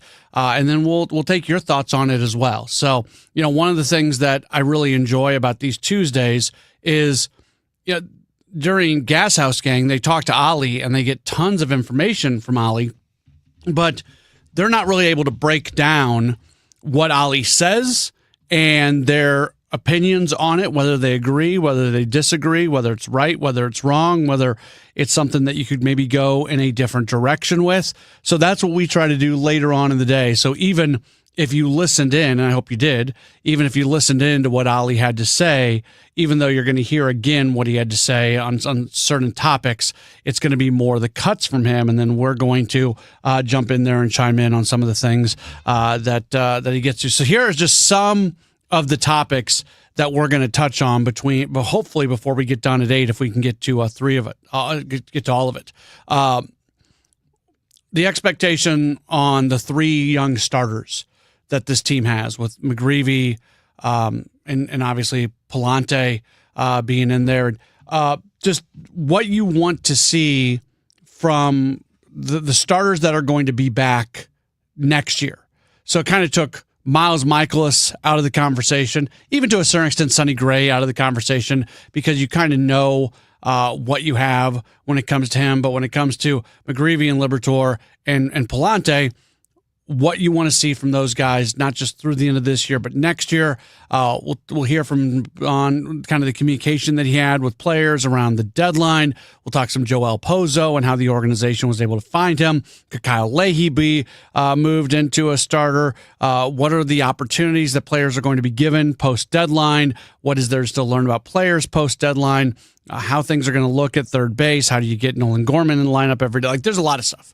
There's a lot of stuff, and we are going to touch on all of that as we go through the program. So, again, if you want to chime in on anything, you have the opportunity to do so. You can call or text 314-436-7900, 314-436-7900. We'll open up the phone lines a little bit later. The text line is always open at 314-436-7900. You can always tweet at me at Matt Pauley on air, MattPauley on air. And as I mentioned earlier, for those of you watching on Facebook, Twitter, and YouTube, there's also the opportunity for you to be able to just put it in the chat, and we'll see that as we go along. So we'll take a break, and when we return, Sam Dykstra is going to join us as we'll get his thoughts on the Cardinals and the various prospects that they brought in at the trade deadline. Our conversation with Sam Dykstra on the way in just a moment. This is the Gray Bar Sports Open Line on KMOX. Serving the Metro East region with excellence, Anderson Hospital is proud to be named one of Newsweek's World's Best Hospitals for 2025. Experience world-class care close to home. AndersonHospital.org. When we started Neovitin back in 2009, we wanted to create a multivitamin that we would take ourselves. That's why we use quality ingredients in our Neovitin Original Formula multivitamin. With over 20 vitamins and minerals, along with our physician-formulated proprietary blend, you can be sure you are getting the highest quality daily nutritional support. Give Neovitin Original Formula multivitamin a try for yourself. Find it at your local Schnucks, Deerbergs, and online at neovitin.com. This Seidman Cancer Center spotlight how innovative immunotherapy is showing promise against aggressive T-cell cancers. Dr. John DePercio. Patients have come here from all over the United States and, in fact, all over the world to get evaluated and treated for this treatment. We hope that this can be continued, that we demonstrate in a clinical trial that it's safe and effective, and that ultimately it will be approved by the FDA so it's available to everyone in the world. For more information, visit siteman.wustl.edu. When my business was taking off, our old phone system just wasn't cutting it. We needed fewer missed calls, more flexibility, and better visibility into customer conversations. That's when I found OpenPhone. OpenPhone is the all-in-one system for small businesses and growing teams. Manage multiple numbers from one device, work seamlessly as a team with shared numbers, and stay organized with AI-powered call transcripts, summaries, and next steps, so nothing gets missed and your team responds faster. OpenPhone integrates with tools you already use, like Slack, HubSpot, and Zapier, so everything's connected and efficient. Having tried just about every relevant small business phone system, OpenPhone is truly in a league of its own. It's now essential to how we run our business, and I couldn't be happier with the value it brings. See why over 60,000 businesses trust OpenPhone. Try OpenPhone for free at openphone.com/try and get 20% off your first 6 months. That's openphone.com/try. openphone.com/TRY. Paul's new drone startup just lost its most genius computer scientist. We just lost our best genius to some new genius who's got a genius new idea. I'm going to have to find a new genius, or two half geniuses, and fast. He needs a computer scientist that can keep his startup from falling down. I need Indeed. Indeed you do. When you sponsor a job on Indeed, it's easier for talented candidates to find it, which makes it easier for you to hire them. Visit Indeed.com/credit and get $75 towards your first sponsored job. Terms and conditions apply. Did you know you can get your prescriptions for less at your local pharmacy? You can with GoodRx. It's the free app that can save you money on your medications. Just search for your prescription, choose the pharmacy and the price that works best for you, and then show your GoodRx coupon to your pharmacist at the drop-off counter. GoodRx works at over 70,000 pharmacies, including Walmart, Rite Aid, and Walgreens, and it works whether you have insurance or not. It's easy to save. Next time you drop off your prescription, check GoodRx. To start saving today, go to GoodRx.com. GoodRx is not insurance. 1 in 4 people surveyed by Bankrate.com say they're literally losing sleep because of worries that they may have not saved enough to retire. If you're ready to get serious about planning for your financial future, you could start by listening to the All Financial Hour with host Steve All of the All Financial Group. What are your wishes, hopes, and dreams? What's retirement look like for you? Because everybody, that picture is different. If you want assistance, we can also help you at that point. Saturday mornings at 10 or Sunday evenings at 6, right here on KMOX. If you owe the IRS, you have a legal issue, and you need the Lance Drury Law Firm. We'll protect your rights. Log on at lancedrurylaw.com. Guys, Glover here. August is Pet Appreciation Month. Get 3 rooms of carpet cleaned starting at just $129, 15% off pet odor treatments, and take $50 off your air duct cleaning. Book online at ZeroResSTL.com or call 314-474-2020. Now, back to the Gray Bar Sports Open Line on 104.1 FM, KMOX. It's a Great Bar Sports Open Line right here on KMOX. We have Cardinals baseball for you tonight. They match up against the Dodgers, game 2 of a 3-game series. Of course, it is the post-trade deadline portion of the season. The Cardinals very active, and talk a little bit about what came into the organization. We are very happy to welcome on the program. He is part of the team over at MLB Pipeline. They do a great job covering the prospect world of baseball. He is Sam Dykstra. You follow him on Twitter at Sam Dykstra, MILB. Sam, thanks for coming on the program. Welcome back onto the show. Yeah, thanks so much for having me. Yeah, absolutely. So we'll get into some of the individuals in a second, but Cardinals bring 6 players into the organization with the trades of Ryan Helsley, Phil Maton, and Steven Matz. Generally speaking, did you like what they were able to get back in those deals?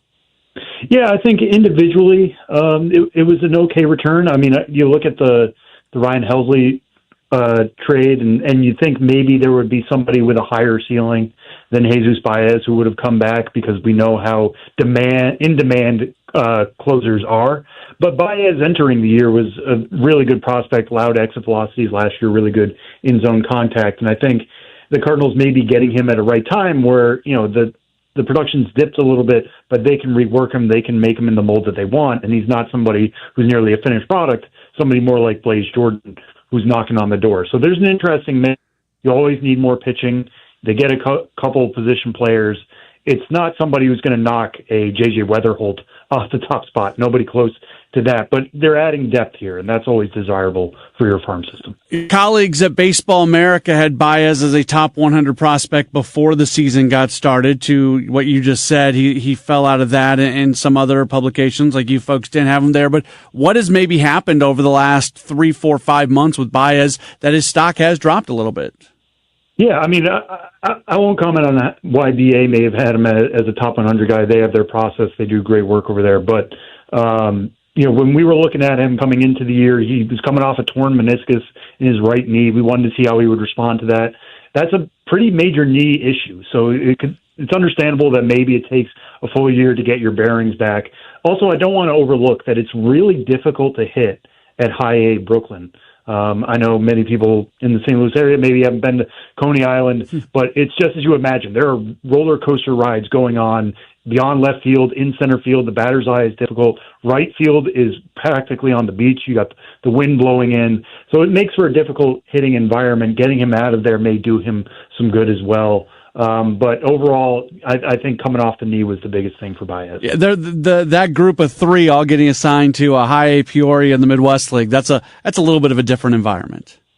Yeah, definitely. I mean, Midwest League is pretty pitcher friendly in its own right, but you're getting away from literal sea level in Brooklyn, and with those winds and just the distractions. There's so many things that can go on for hitters there.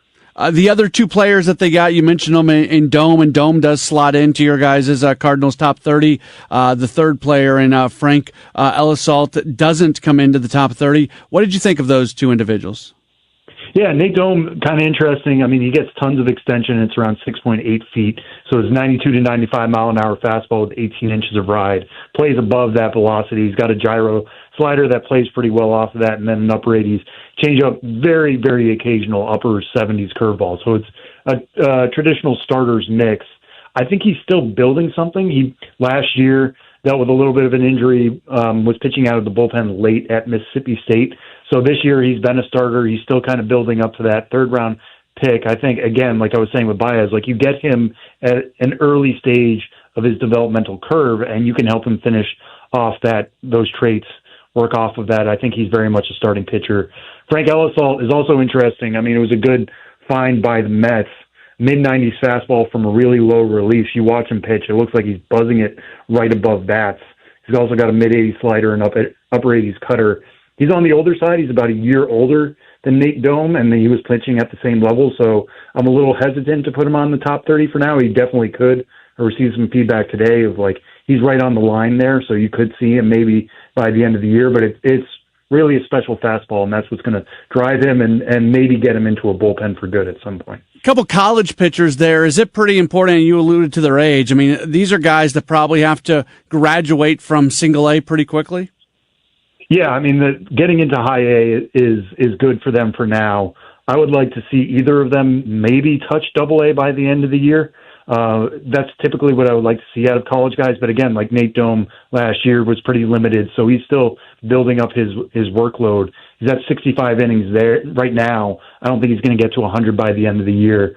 But I think in an ideal world, when you take a college pitcher, you would like to see them in Double-A. They're slightly behind that curve, but again, there's different circumstances for each of them. Without a doubt, the favorite return player for Cardinals fans is Blaze Jordan. He's the guy who comes over from Boston in the Steven Matz deal. This guy has been, he's been a celebrity for a while. I mean, you go back to 13, 14 years old when he's hitting 400, 500-foot home runs. And to his credit, he then turned that kind of celebrity into a guy who has steadily made his way up through the minor league system. And now he's, on the doorstep of the big leagues at AAA. What's the next step for this guy? What do the Cardinals need to do from a development standpoint to turn him into somebody who can be a factor at the major league level? Yeah, I think the big question for me is where is he going to land defensively? Because the bat is already knocking on the door of major league readiness. It's above average power production already, the 90th percentile in in-zone contact. He chased a lot in Worcester before the trade, but he was also good at making contact against non-fastball. So he's like pretty much checking every box except for that. You would want him to be a little bit more selective. But the question for me is, where is he going to land defensively? He lacks range, so he's likely a first baseman, though he split time early between third and first. So they're still trying to get him work at both corner spots. But, when you're a righty throwing, righty hitting first baseman, that offensive bar is pretty high. I wouldn't be surprised if they try to give him as many reps at third base as they can. But even so, he's still likely to slide over to first base, and then you're bumping into Contreras, and that can be an issue. He is Rule 5 eligible this offseason, so they'll have a decision on their hands. But the way he's hitting, I think he's most likely going to be added to the 40-man. Rob Cerfolio is the Cardinals' assistant GM for player development. We had him on the show yesterday, and he said that they are going to continue to play him at third base, kind of like you just said. So I'm with you. I have a hard time believing his long-term role is at third base, but for at least now, it seems like the Cardinals are going to continue to give him reps there. Yeah, they have every responsibility and every reason to keep trying him out at those spots. And you never know. Something might click at some point. You never know where there's an opening, right? There could be an injury at any time. And if he hasn't been playing third base in 5 weeks, but that's where the spot in St. Louis is open, you don't want to shove him up there for his major league debut at a position he's cold at. So keep trying him between both spots, and something might open down the line, or, figure it out when the rubber really hits the road, but that's not coming until 2026 for a player like this. Two players come over from Phil Maton from the Texas Rangers, in Skylar Hales and Mason Molina. I found it interesting. These guys were right next to each other towards the back end of the Rangers top 30. When you guys shift over to the Cardinals, Molina comes in at 26, while Hales is not on the Cardinals top 30. Does that just show a little bit more depth on the back end of the top 30 for the Cardinals as compared to the Rangers? I think part of that is the fact that, we haven't fully updated our rankings. We made some tweaks right before the trade deadline, but we haven't truly shaken things up. So I think by the time we would have shaken things up for the Rangers, you may have seen Hales fall off. I mean, it's a mid-90s fastball, mid-80s slider. It's a classic relief pitcher profile right now, but the fastball is getting crushed at AAA, so his stock was going down a little bit. Meanwhile, Molina looks much more like a potential starting pitcher with that really, really good changeup and the fastball that works at the top of the zone, even though the velocity is around 90 to 91.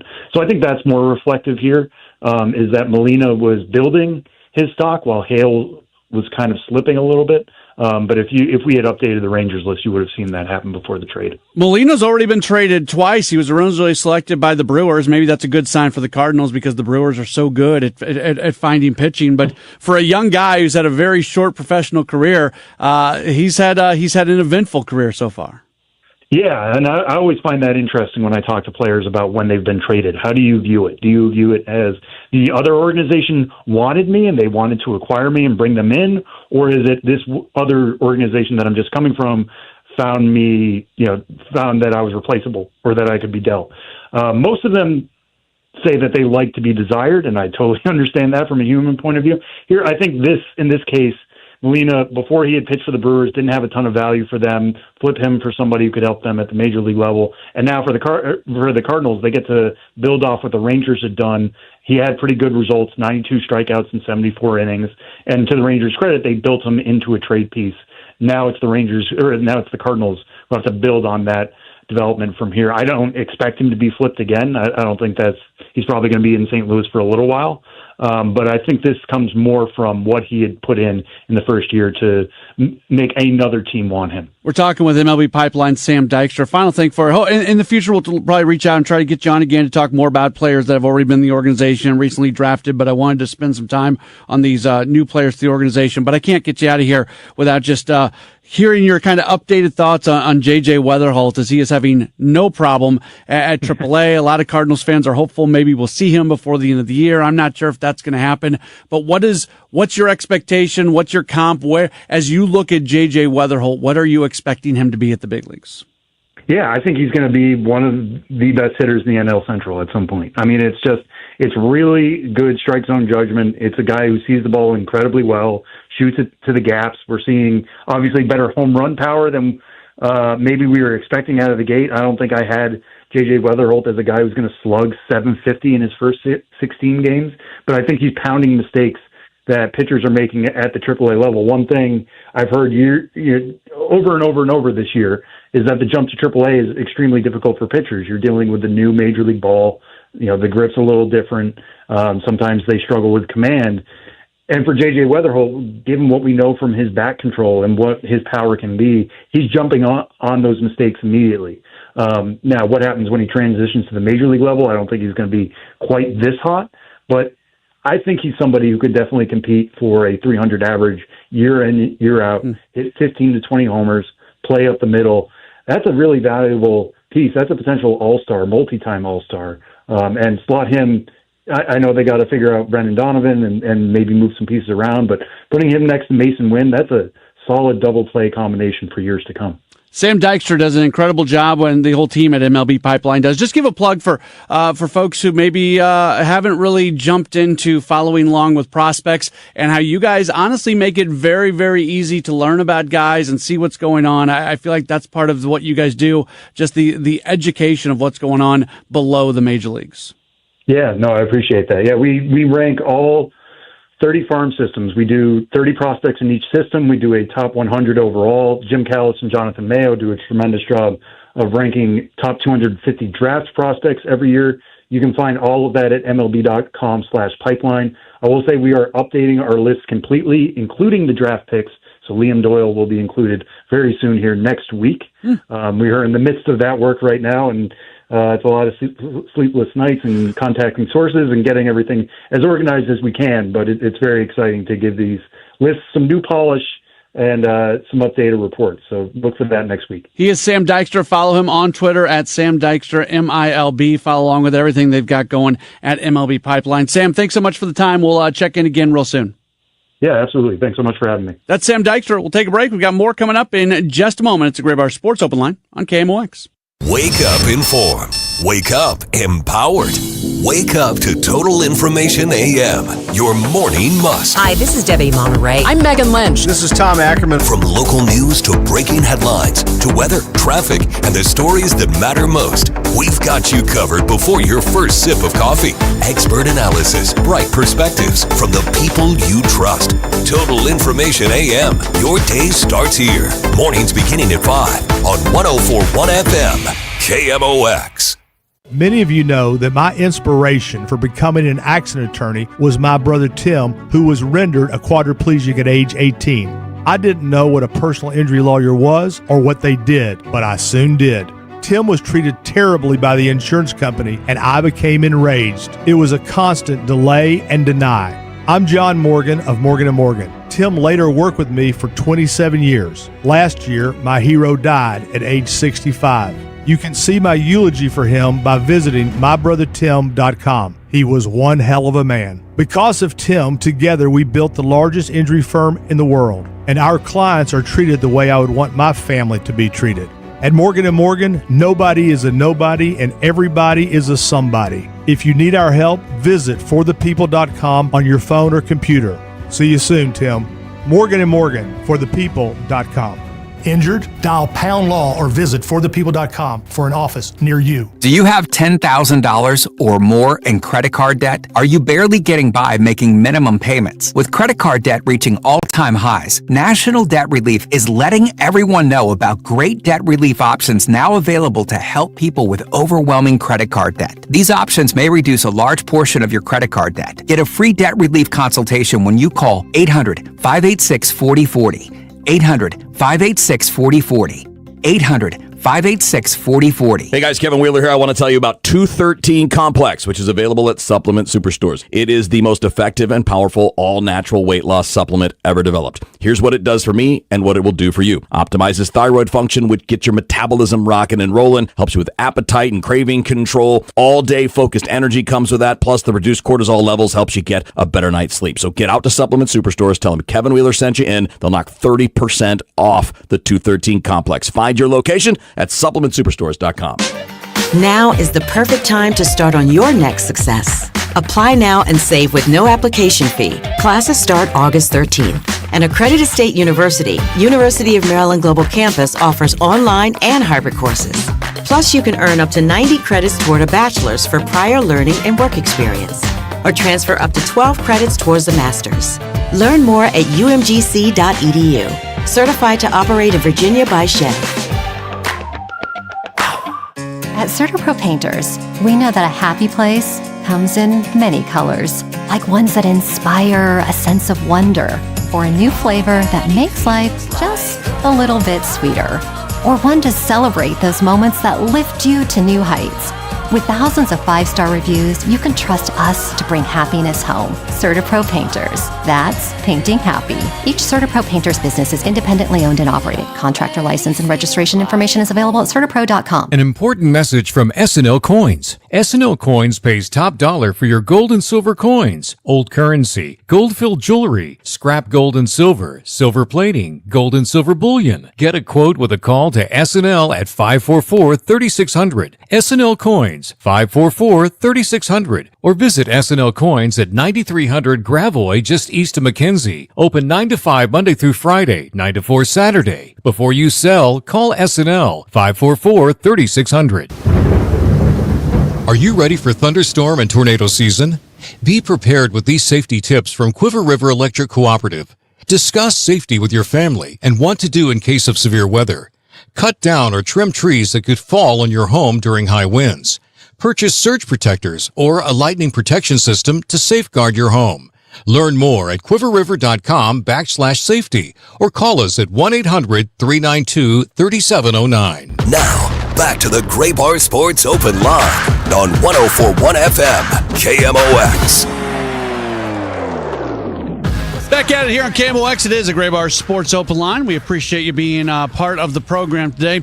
As always, if you want to chime in on anything that we're talking about, 314-436-7900. 314-436-7900. That's how you call or text. You can tweet at me, at Matt Pauley on air, or for those of you who are watching the video stream, you can leave a comment, and we can address some of those comments as we go along. I'm just curious to throw this out here. We'll see what kind of responses we get and whether or not we revisit this as the show goes along. I'm so used to games as the show goes along. But we just had a good conversation about the new players that the Cardinals are bringing in, and Sam Dykstra, who we just talked to, man, he knows his stuff. Some of these guys, I don't know how they do it. It's tough enough to follow along with everybody in Major League Baseball. You get to these people who are really good with prospects, man. You can name a random prospect from a random organization, and boom, they're just going to tell you all about him. And Sam's a lot like that, so appreciate him taking the time. But if you are one of the people who had questions about the type of player the Cardinals are getting back at the deadline, and if some of those questions were just answered with what you heard from Sam Dykstra, I would be curious to hear your thoughts if anything has changed. Look, a lot of people felt like the Cardinals should have gone more. I think that anytime you can augment your minor league system, there is value in that, especially when we're talking about contracts that are expiring. I don't think any of these players that the Cardinals got are going to be the difference between a World Series and not, but I think that the Cardinals did well to add to the organization. The other thing that we are doing, and this is going to be the vast majority of the rest of the show, I'm with you on Sports Open Line for another hour and 20 minutes. We'll take you till 8 o'clock this evening, and then I'll take over for Cardinals pregame at about 8:15 after the 8 o'clock news. But we're going to replay cuts from Oliver Marmel's conversation that he had today with Tom Ackerman, Chris Ranji, and Bernie Miklasz that he has every Tuesday at 12 noon on the Gas House Gang. And the thing that as much as I'd love to, I've gotten to do that show with Ali once, and it was a lot of fun. I enjoyed doing it.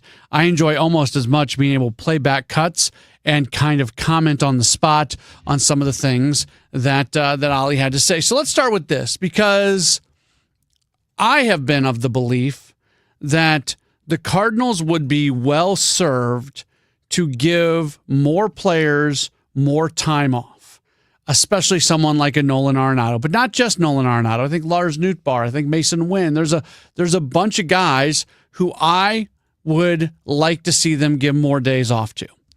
Arenado, a future Hall of Famer who has spent his entire career playing every single day, when he is healthy, he has played every day. That being said, his offense has not been especially good this year. His defense has continued to be top-notch, but it's a year where you'd like to learn something, and there was a lot of talk about Nolan Gorman getting that opportunity at third base on an almost everyday basis. This conversation, I guess, doesn't totally matter right now because Arenado's injured, and there's not much of a timeline on when he might be able to return. Maybe he doesn't return this year. I think there is a possibility that Arenado has actually played his last game as a Cardinal. I'm not convinced of that. I'm not even saying that's over 50% chance. I'm just leaving open the possibility that Arenado's time with the Cardinals could be done. He might be done for the rest of the year, and a decision gets made to get him somewhere else for next year. All that being said, I found it interesting when Ali talked about the role for Arenado on this team. It is a very difficult question. And the only way to answer it is while he's here, he needs to play. And until that's not the case, then, I mean, you're looking at a guy that you need to continue to put out there based on him being the leader of this club and being an everyday player and a Hall of Fame player. And every at-bat he has, man, I know it hasn't looked good this year, but I'm hopeful that it turns and it turns and it turns because of how hard he works. I mean, I've yet to come across someone that works as hard as this guy. It is extremely impressive. But yeah, it does make it difficult when you're trying to think of future and what does that look like? Is it here? Is it not here? Are you wanting to mix in the young guys? And that's something that I think starting in spring training, we knew was going to make it difficult to get Gorman the everyday at bats to find out what he's all about. So it hasn't been the easiest to rotate these guys in, but I feel like we've done as good of a job as we can with the amount of guys that need at bats. More on the Gorman thing and the other players playing third base in a moment. I've been talking about this with some other folks. Bluntly, I don't love that answer from Ali, where he talks about Arenado. Look, he's a leader of this team. He's a future Hall of Famer. He's going to play. That's not my favorite answer from him, because to me, that if Arenado's not giving you the best chance to win on any given day, even with him being a much better defensive player than whoever else you would put at third. Nolan Arenado is exponentially a better defensive third baseman than Nolan Gorman. Same thing with Thomas Saggese. Same thing with Brendan Donovan. Like, whoever you want to put over there at third, in no way, shape, or form am I saying that their defense is going to match Arenado's defense. It simply is not. Arenado is arguably the greatest defensive third baseman that has ever played Major League Baseball, and while he is not at the absolute peak of his defensive prowess, he is still the best thing the Cardinals have, and he's having a nice season. All that being said, his offense, what he has done at the plate this year has not been good. And I'm not trying to take a shot at the guy. There's nothing personal about this. Arenado has long been one of my favorite guys to watch play baseball. But when you're talking about a guy with a 235 batting average and a 660 OPS, obviously from an offensive standpoint, it's just not happening for him. How much of that was connected to his shoulder here recently that he tried to play through? Maybe some of it. I'm I'm not unwilling to be accepting of that. I mean, in the month of July, he hit 175. This is after he had a June where he hit 275 with a 730 OPS. And so that's respectable what he did in June for sure. It's not great, but it is respectable. So his batting average from the end of June to the end of July when he last played, it went from 247 to 235. His OPS dropped from over 700 to that 660 number that I mentioned. So yeah, obviously the shoulder issue that he was trying to play through has something to do with what's going on. So just using the overall season stats, not completely fair to Arenado. But even if we stop at the end of June and look at what his numbers are in that moment when he's basically a 250 hitter with a 700 OPS, that's not this super difference making guy. And just the idea that, this could sound mean, that he's got like this God-given right to be the everyday third baseman, I think it's okay to give him some time and give him some more days. Now, also, what's Ollie going to say in this situation, right? I don't know where he stands on this. He knows what the numbers are, but he can't sit here and say, oh yeah, we're going to bench him. We're going to turn him into a bench player. We're going to do this. We're going to do that. That doesn't do any good in the forum that they were in earlier today. Especially, let's say they already know that Arenado's done for the year. There's a possibility that's the case. Maybe they know that this Arenado shoulder injury thing is a 5-6 week injury. So once you get to that point, you'd have to send him on a rehab assignment. That's going to take a week or so. And by the time you're done with that, there's 2 weeks left in the season.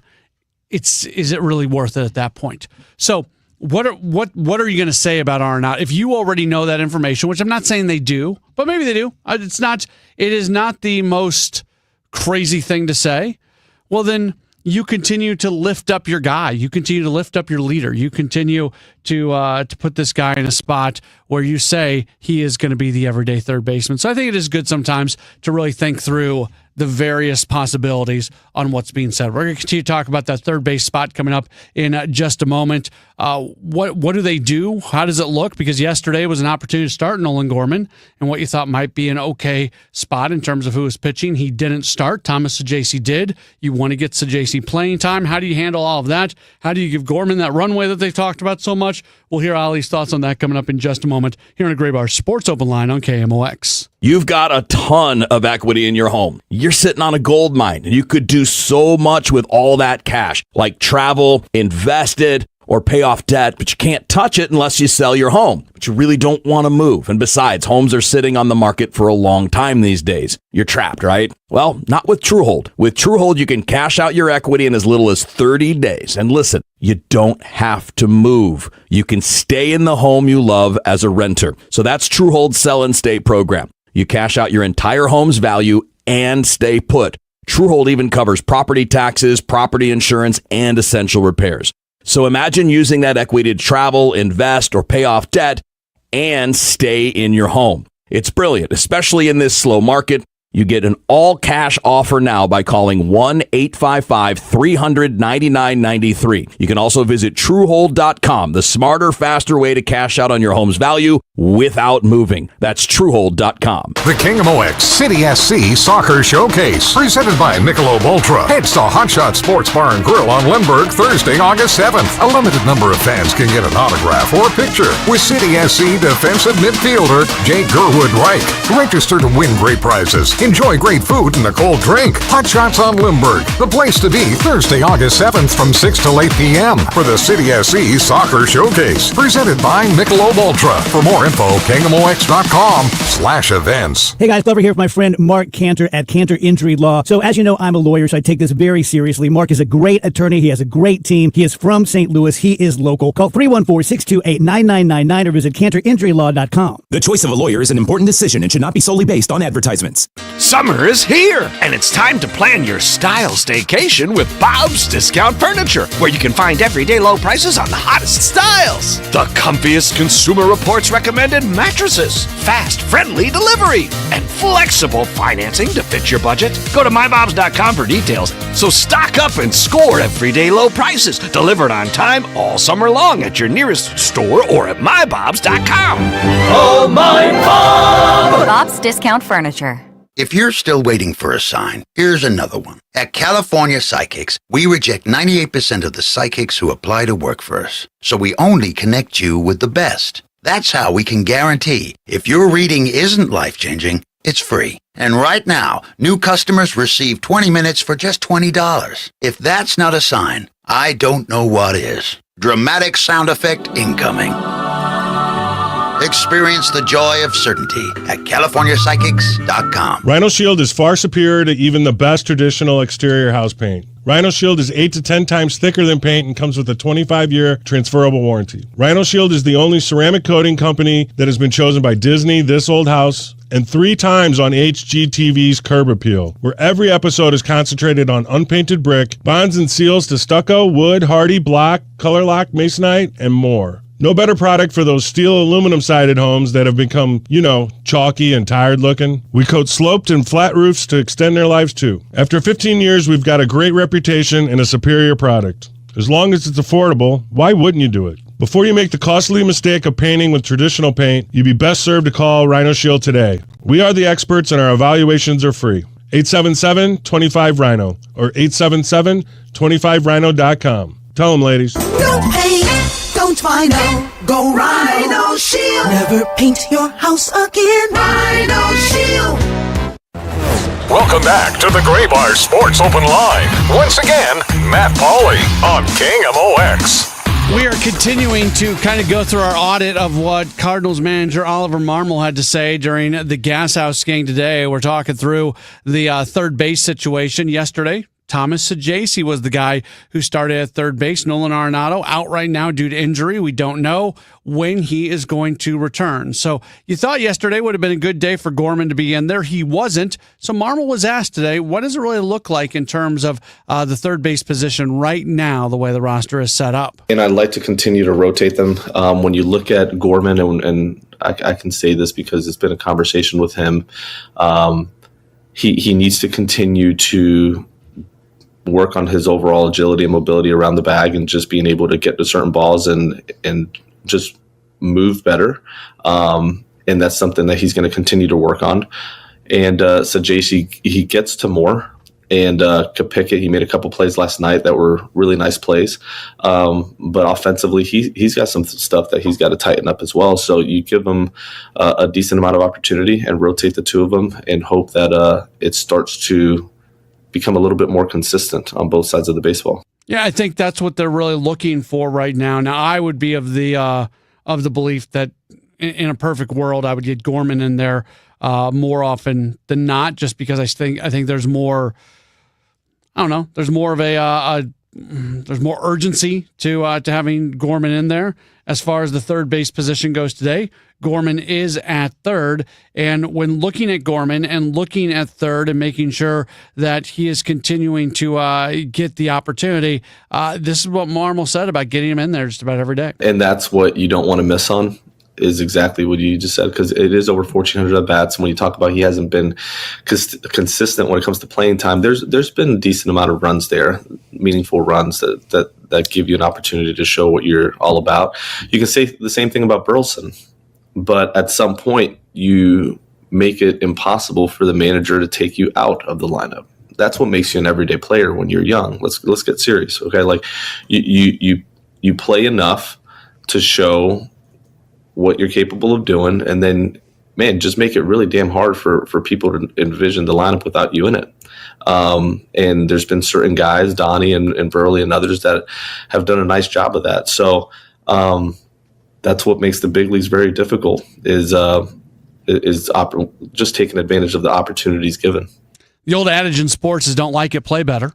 And that's kind of what Ollie is saying. If Nolan Gorman wants to be an everyday guy, well, then he has to perform in a way that you can't take him out.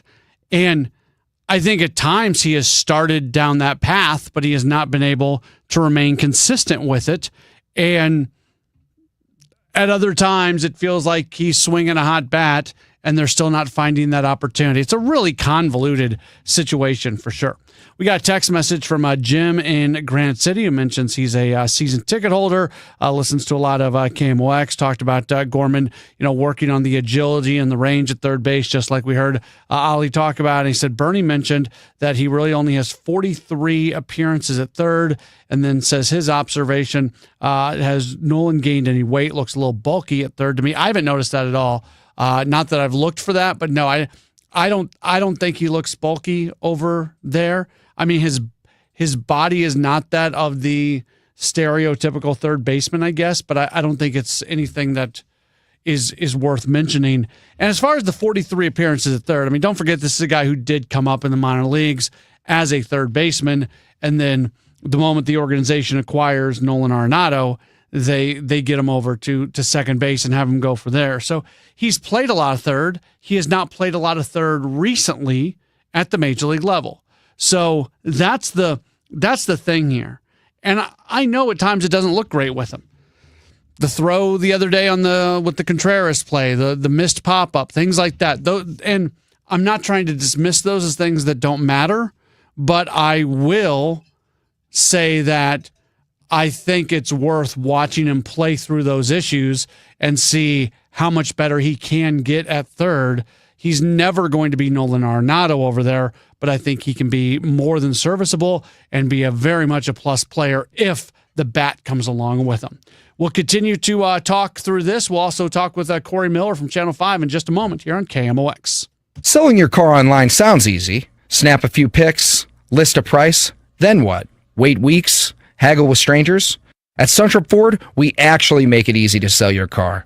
Visit Suntrop Ford Kirkwood or Westport, and our expert appraisers will give you a fast, fair offer on the spot. Or skip the trip and get an instant quote at SuntropFord.com.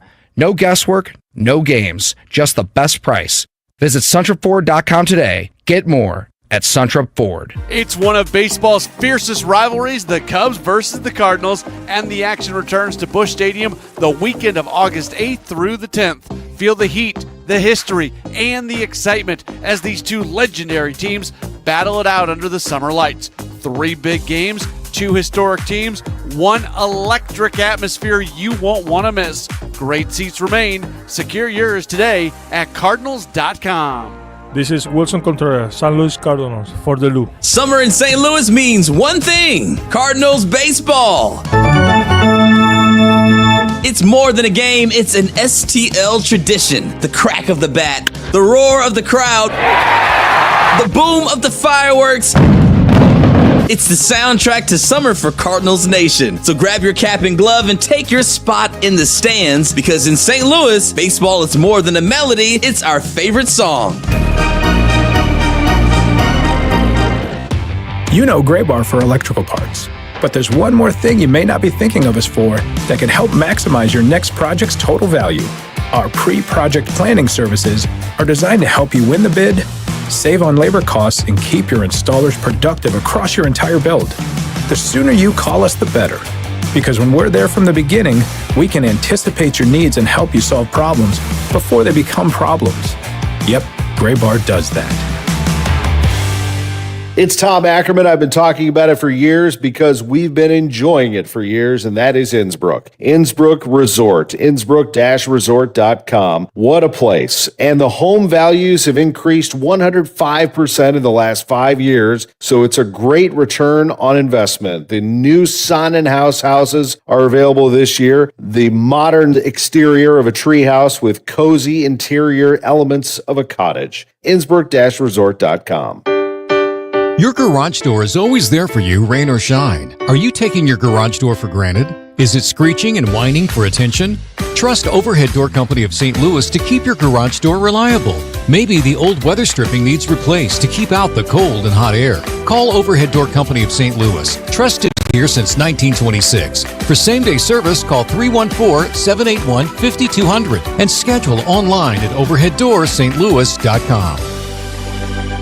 I'm Ed Evans, CEO of Consumer Cellular. We're dedicated to serving people 50 and up, like me. Our needs are different. Big Wireless wants us in an unlimited plan, but if you're not using all that data, you're probably getting used. At Consumer Cellular, we're focused on affordable, reliable plans, including data that suits your needs, not ours. Our plans start at just $20, and you'll get the best customer service in the business. Call 1-888-FREEDOM, visit consumercellular.com/facts or a store near you. Plans include $5 credit for auto pay and e-billing. See site for additional facts. Wesley Financial Group is not a law firm, and Chuck McDowell definitely not an attorney. This is Chuck. If someone talked you into buying something really silly and you want to get out of that silly little thing, my advice, get the facts. Call me and I'll send you our timeshare exit kit absolutely free. Inside, you'll learn how timeshare works and all your options for cancellation. Call Wesley now for your free timeshare exit information kit. 800-311-9595. That's 800-311-9595.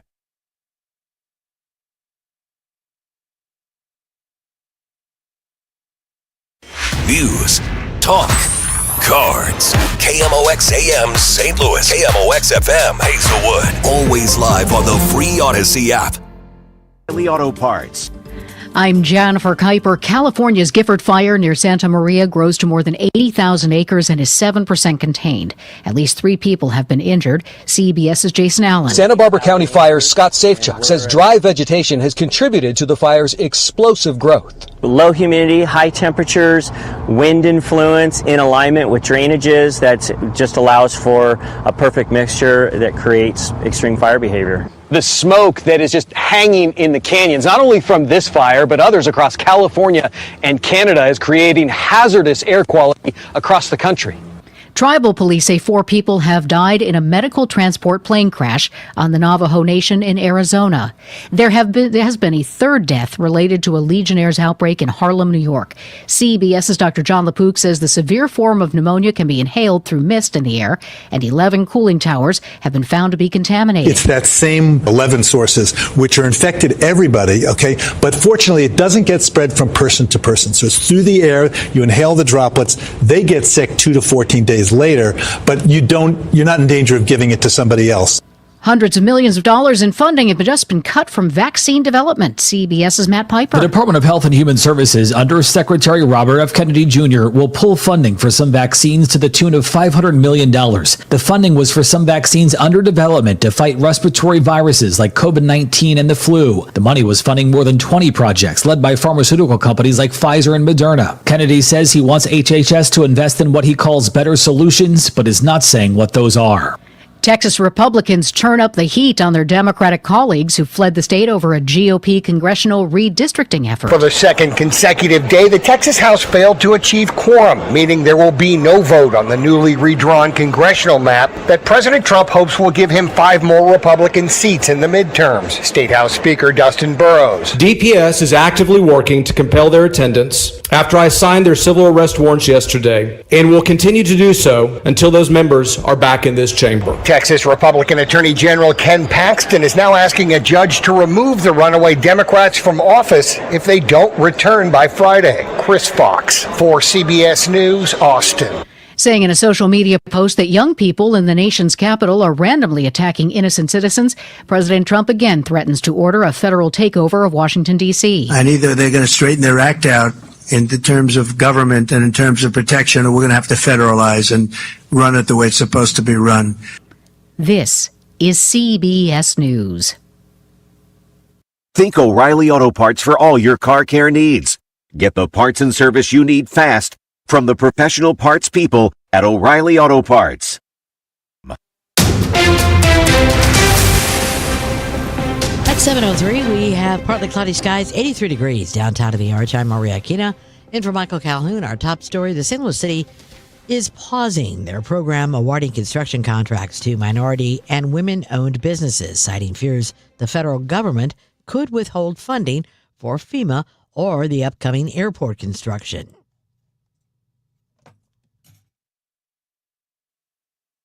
Right now, most cities aren't sitting here waiting for FEMA and for disaster relief for a badly damaged community. I'll tell you, let's play that soundbite again so you can hear the whole thing. We are a city that has a unique and unusual set of needs from the federal government right now.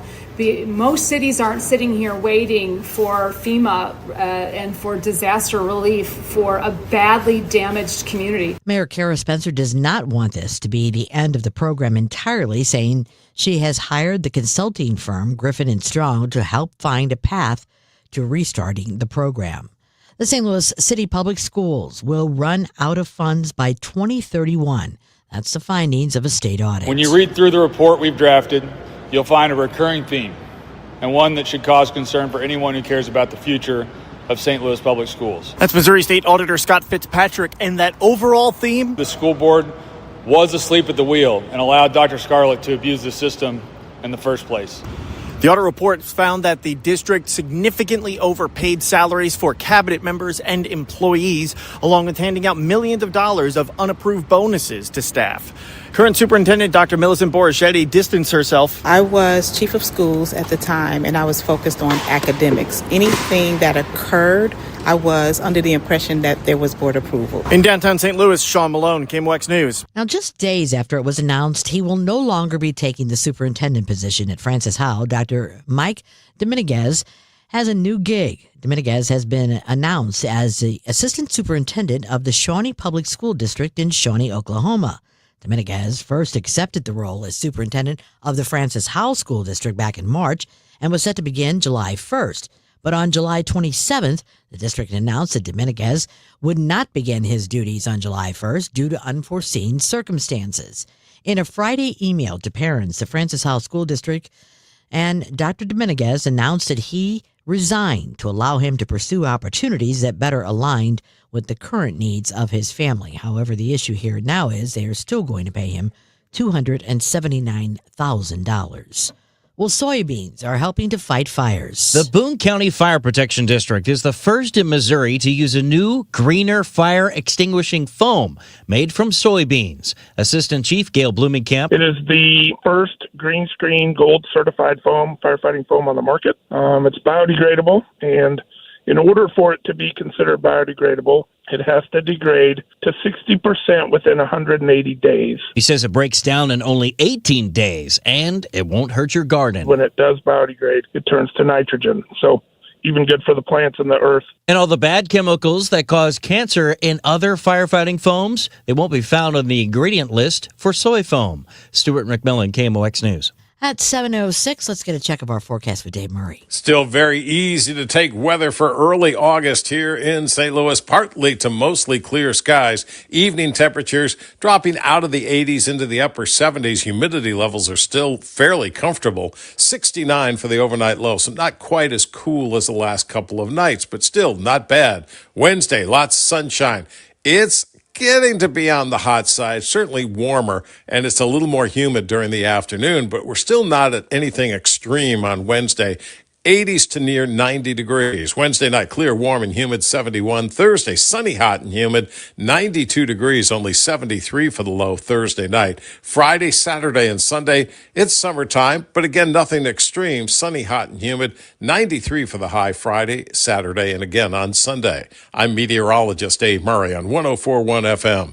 KMOX. After all, it is August. Right now, 84 degrees in St. Peters, 83 in Florissant, and downtown at the Arch, it's 83 degrees. I'm Maria Aquina, KMOX News.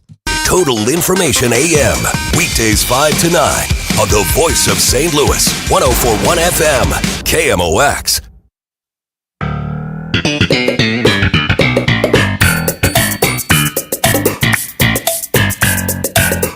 It's Great Bar Sports Open Line right here on KMOX. My name is Matt Pauley. Another hour with you for Sports Open Line, and then many more hours with you because the Cardinals play late tonight in L.A. We've got Cardinals pregame at about 8:15, and then I'll be with you for that, and also Cardinals postgame, which last night, after a very, very quick game, ended about 12:40 in the morning. So who knows? We might go past 1 o'clock in the morning tonight. Very happy to welcome on to the program. He is our friend. He is a sports anchor and reporter over at Channel 5 KSDK. He is Corey Miller. Corey, appreciate the time as always. How are you? I'm good, Matt. Great to be with you instead of our normal spot where we see each other, me stealing your seat in the Busch Stadium press box because it has a much better view than mine is. So it's nice to connect on here. Is it really that much better, that seat, compared to the one seat to the right? Well, that one seat to the right is not actually my seat either. I'm technically on the second row back there that does not have as great a view, during a nice St. Louis summer day with the sunset and whatnot. So I sneak down in the front row when there's an open spot. Okay, and we'll open up the curtain a little bit. I get up there a little bit late because I'm wrapping up pregame and everything. So I generally get in there maybe bottom of the first, top of the second, bottom of the second. Very often you are in the seat and you always say you'll move. And I always tell you I don't care. And I'll sit in the seat to the right. And sometimes you move and sometimes you don't. And it really doesn't matter to me at all. But you are kind to always be willing to move. Well, it always usually works out. There's usually a FanDuel spot open up there. Jim Hayes is busy out and about, so I usually just slide over to his spot. There you go. The dynamics of watching a Cardinals game as a media member from the press box. We haven't talked to you in a while. Obviously, it's been a very eventful last few weeks for the Cardinals, trade deadline, everything else that has taken place. Just from we'll get into some more specific things in a moment, but considering the fact that a month and a half ago, this Cardinals team looked like a team that was very much contending for a playoff spot. And you fast forward, and they've been under 500 a couple times here over the last week or so. They had to trade at the deadline. How do you view everything that has happened over the last few weeks? I think if at the beginning of the season you would have said we're sitting here and the Cardinals are 500, you would have said, yeah, that sounds about right. But with just the swings of emotion and swings of wins and losses, it feels a lot more frustrating than that because this is not a bad team. We've seen them play really great baseball at times, and we've seen them play some pretty bad baseball at times, and of course that all evens out to a 500 record. But the swings have been so kind of drastic that it just leaves you wanting more, and then at the deadline, what everybody thought would happen happened exactly as planned, and no real big surprises or anything. So just kind of still stuck in the center here where not bad enough to, sell everything off and try and start over, and not good enough to realistically think there's a chance at the postseason. I mean, you look at the standings and technically there is if they happen to go on a run, but everything we've seen so far kind of signals that's not going to happen. So it's just kind of this weird middle ground that we've kind of become accustomed to over the last couple years. Yeah, Oliver Marmol has talked about that, about how he wants to see the organization get to a point where they're not in that middle ground anymore, that they are a team that can go out and feel like they are going to win, and they can win on every single night. But I mean, you're right. It's the last 2 years. It's been middle ground. I don't totally know. I don't know about you. I'm curious about what the messaging is going to be at the end of the season with Chaim Bloom, because there is a possibility. And you look at what just happened with the trade deadline and the number of A-level players that came in who are 2, 3, 4 years away from the big leagues. I do wonder if there's going to be any messaging around this being more of a long-term project. That's a good point, and that's what I think a lot of people were thinking about at the deadline. As you mentioned, the guys they got back, other than maybe Blaze Jordan, who you might see sooner than some of the other guys, this is long-term, kind of, I don't want to say projects, but long-term guys where you're not counting on them for a while. The guys you have at the major league level right now, you're kind of locked in with those guys. You didn't really trade anybody at the deadline. Obviously not maybe the older players like Arenado or even Contreras or Gray if they decide they don't, they're ready to be traded during the off season. But the guys you have are the guys you're going to have, it seems like. So I don't know what the messaging quite is going to be at the end of the year. And I don't know if the fan base is really going to be excited for it either. It does feel like at times they're trying to serve two gods where they want to be at least competitive at the big league level while also putting a lot of their resources in the minor league level. And I understand that, and I think you want to go out and win games, but to me it almost feels like some fans would maybe be more understanding of the rebuild if maybe it didn't feel like they were, relatively close at the big league level. Yeah, and it's a thing where you've already had a couple seasons that you really don't like. So if you you want to say the rebuild word now, why didn't it happen and start maybe 2 years ago where you could have been further along in this process if you want to look at it? Yeah. If you want to look at it that way. So it's just that weird kind of don't know where you're at. You're still giving these guys a shot, but do Do you like what you see from all of them so far? It's incomplete grades on a lot of these guys still so far. I did a commentary a couple weeks ago on Sports Plus on Sunday night when I hosted.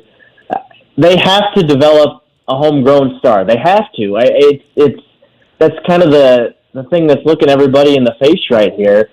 You have to start developing guys that, I kind of like this guy. No, you got to develop a star at some point, because I don't think it's coming from outside the organization. And heck, they tried.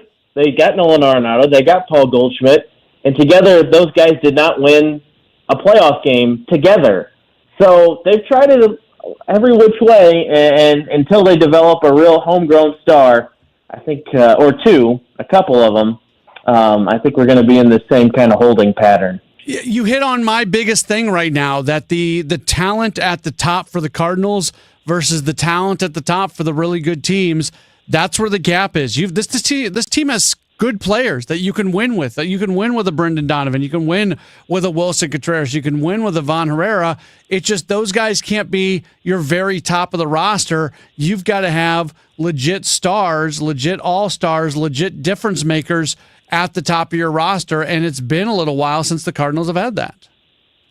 Yeah, absolutely. I was thinking on different rosters around the league the other day. Well, they've got them. They developed them. They got this guy. Why can't the Cardinals develop somebody? And listen, I'm not throwing in the towel on a lot of these guys. Like, if there is one Jordan Walker fan left in the world, it's going to be me, because I'm never going to give up on him no matter what.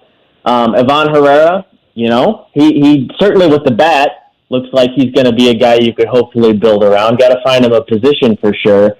And then a couple other guys who you're still just hoping and holding out hope for. But that's a bad place to be if you want to compete. So it's just, like I said, it's not a great place to be. Yeah, hope can't be a strategy, and at times it feels like it is. And I don't know.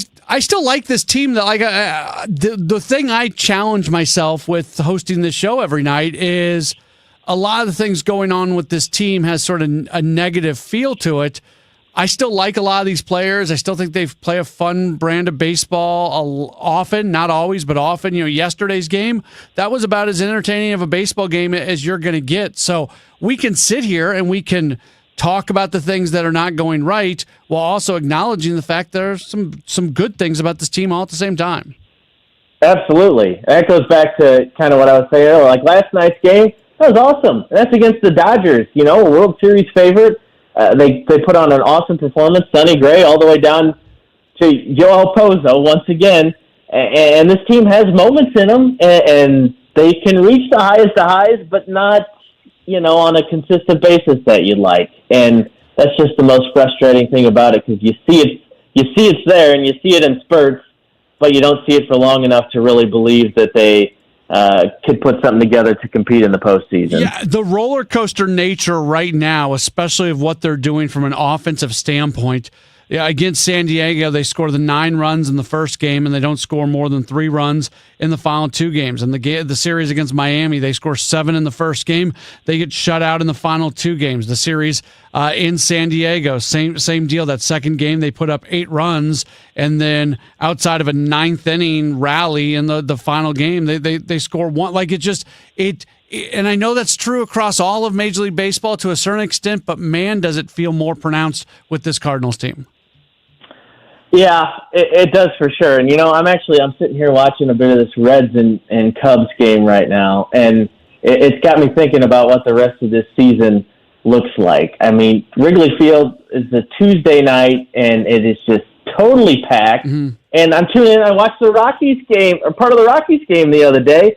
It was totally packed. I'm watching the Mets. It's just, I'm really worried for what this is going to look like down the stretch, because this is, not a one-year blip thing anymore. This has happened a couple years in a row, and I just want to get back to being excited to go to the ballpark, just feeling that energy, because when it's there, it's as good as, if not, better than anywhere else around the league. And I'm seeing it other places. People are hungry for baseball again around the country.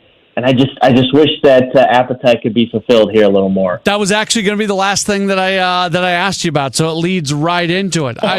I lament so often exactly what you said. I mean, those games against San Diego, it's a party at Padres games, and people are having so much fun, and the games at Wrigley Field, everything.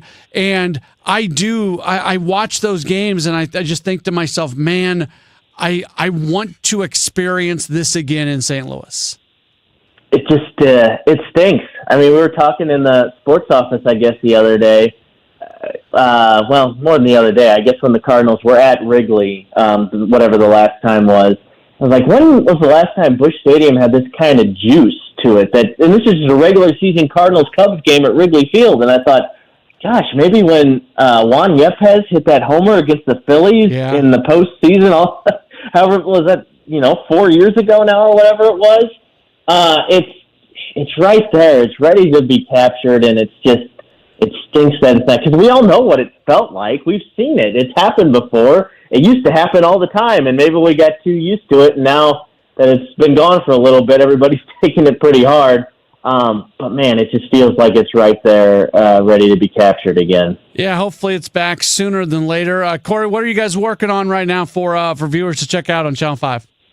Well, actually tomorrow I am getting in the car. I'm heading up to Champaign, Illinois to interview Brett Bielema, coach of Illini football. They've got a lot of good buzz around them to start this season. And, I'm sure I'll be at Mizzou camp here a couple times before their season kicks off.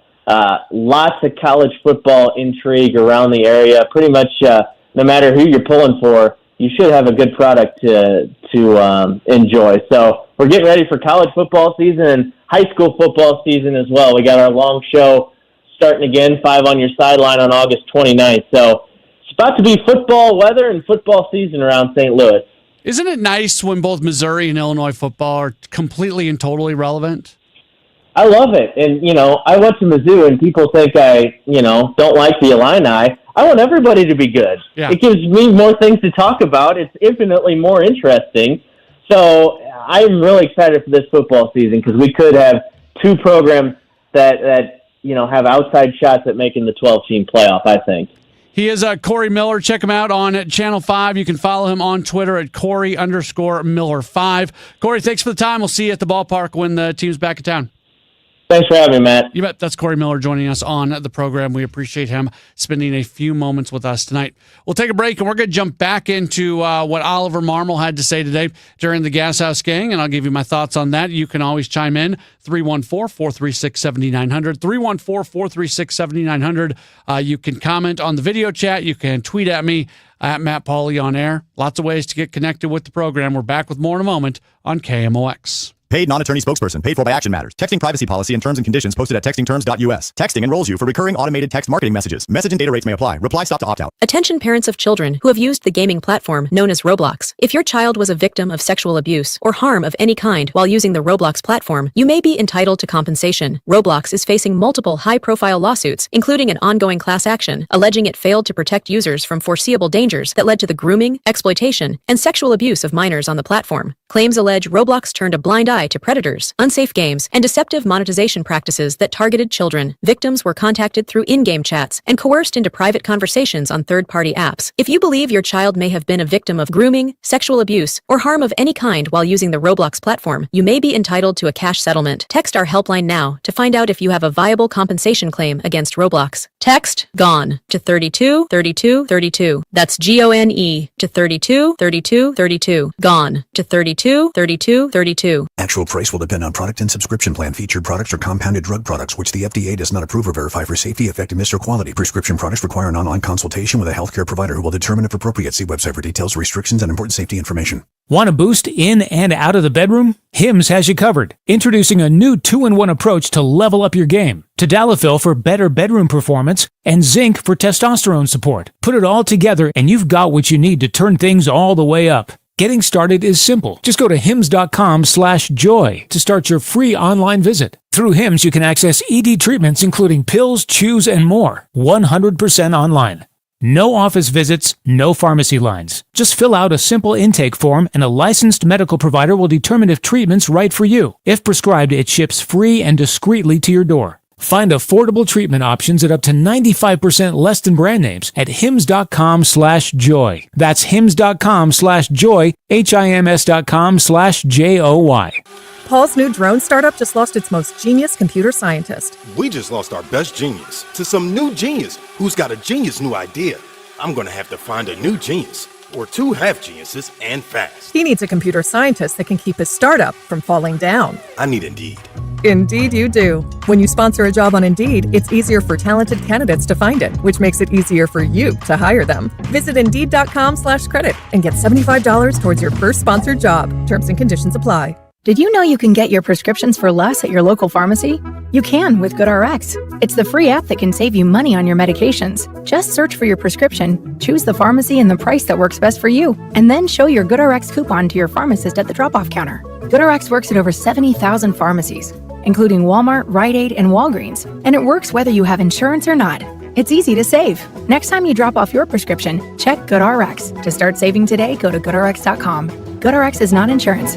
Hey guys, Glover here from my friends at Universal Windows Direct. We have all definitely been feeling the heat this summer, and if your home isn't staying cool, your windows could be the reason why. You can blast the AC all day long, but if your windows aren't doing their job, all that cool air is going out the window, literally. Never a better time to buy. Buy 2 windows, get 2 for free, and there's no limit and no interest for 5 whole years. That's 60 months of zero interest financing. Call 314-334-2522 or go to universalwindowsdirect.com.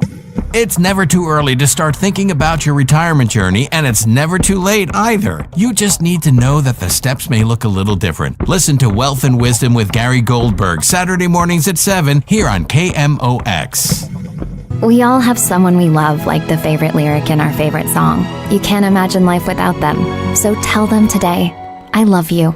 Get screened. It could help save their life. Visit cancer.org/getscreened to learn more.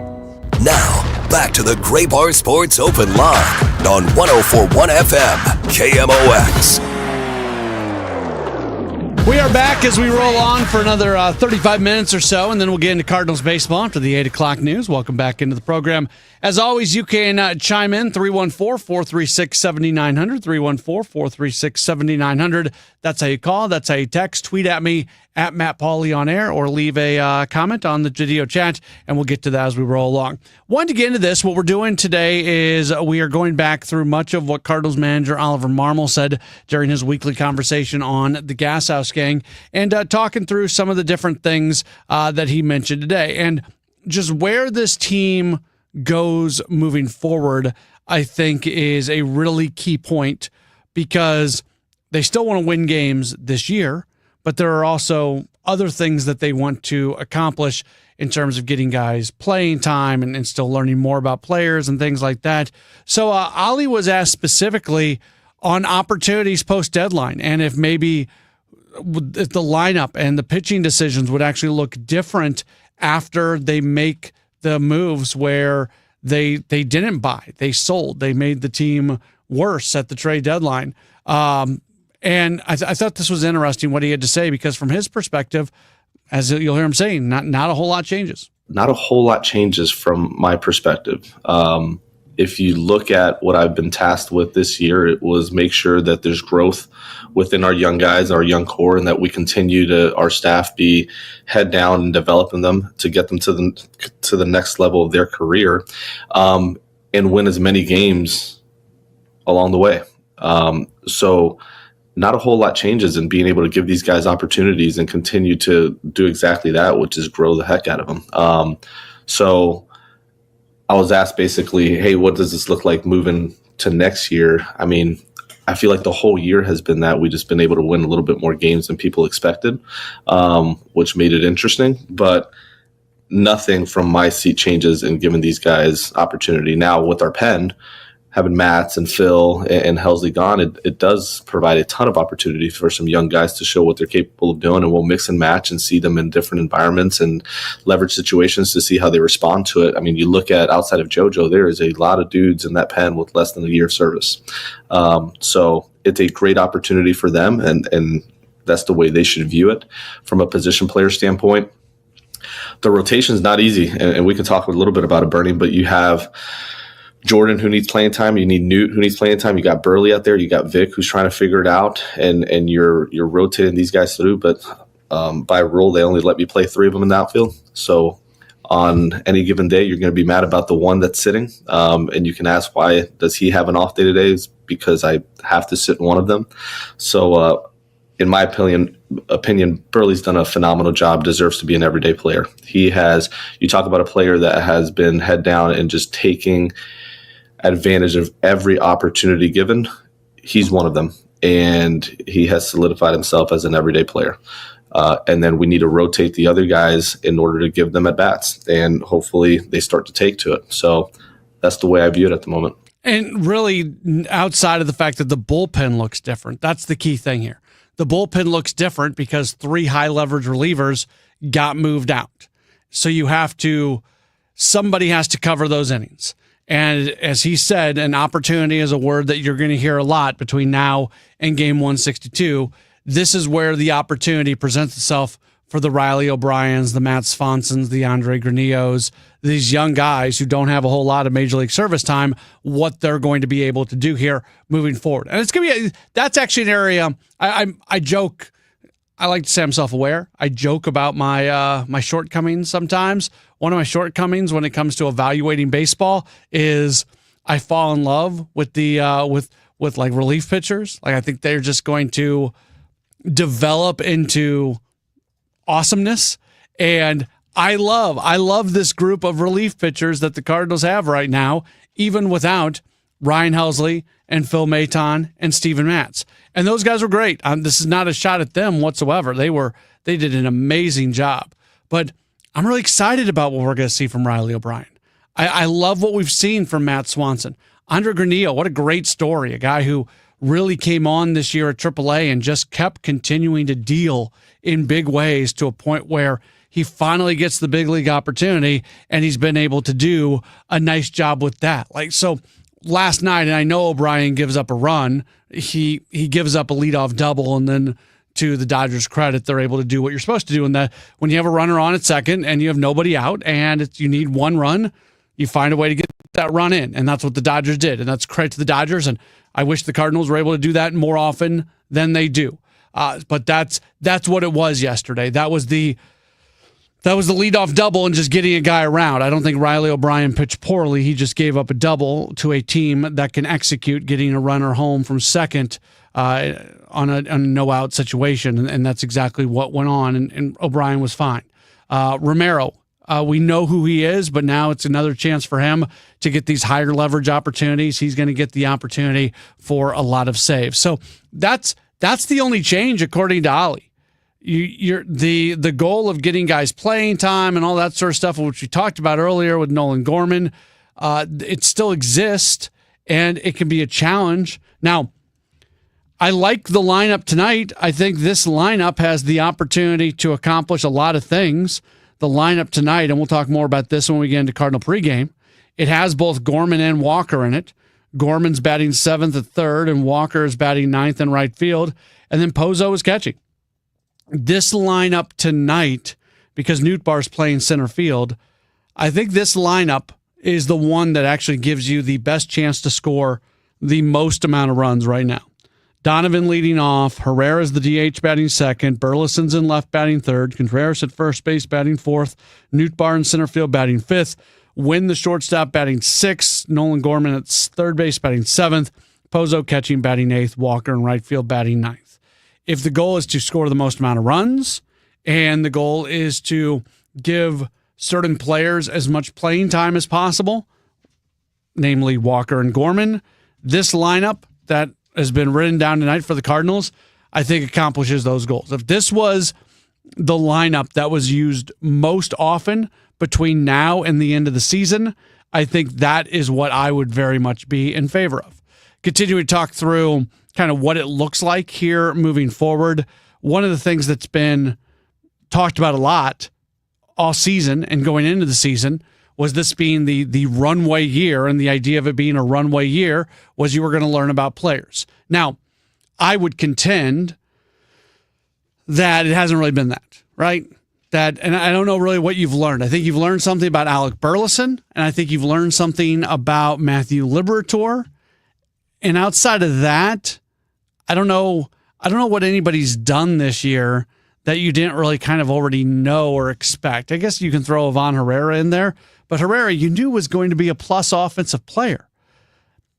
You could throw Joel Pozo in there, but he wasn't with the organization. So you were going to be learning about him no matter what. I don't think the expectations of, this year being a year where you were going to all of a sudden learn all these things, that's actually played out that way. But Ali was asked today, what can you still learn about here in the final 2 months of the season? You have a pretty good sense of the majority of the guys of what they are and what they can do and what they can't do. But that doesn't mean the next 2 months aren't extremely important and continuing to evaluate growth, because our job's to get them better.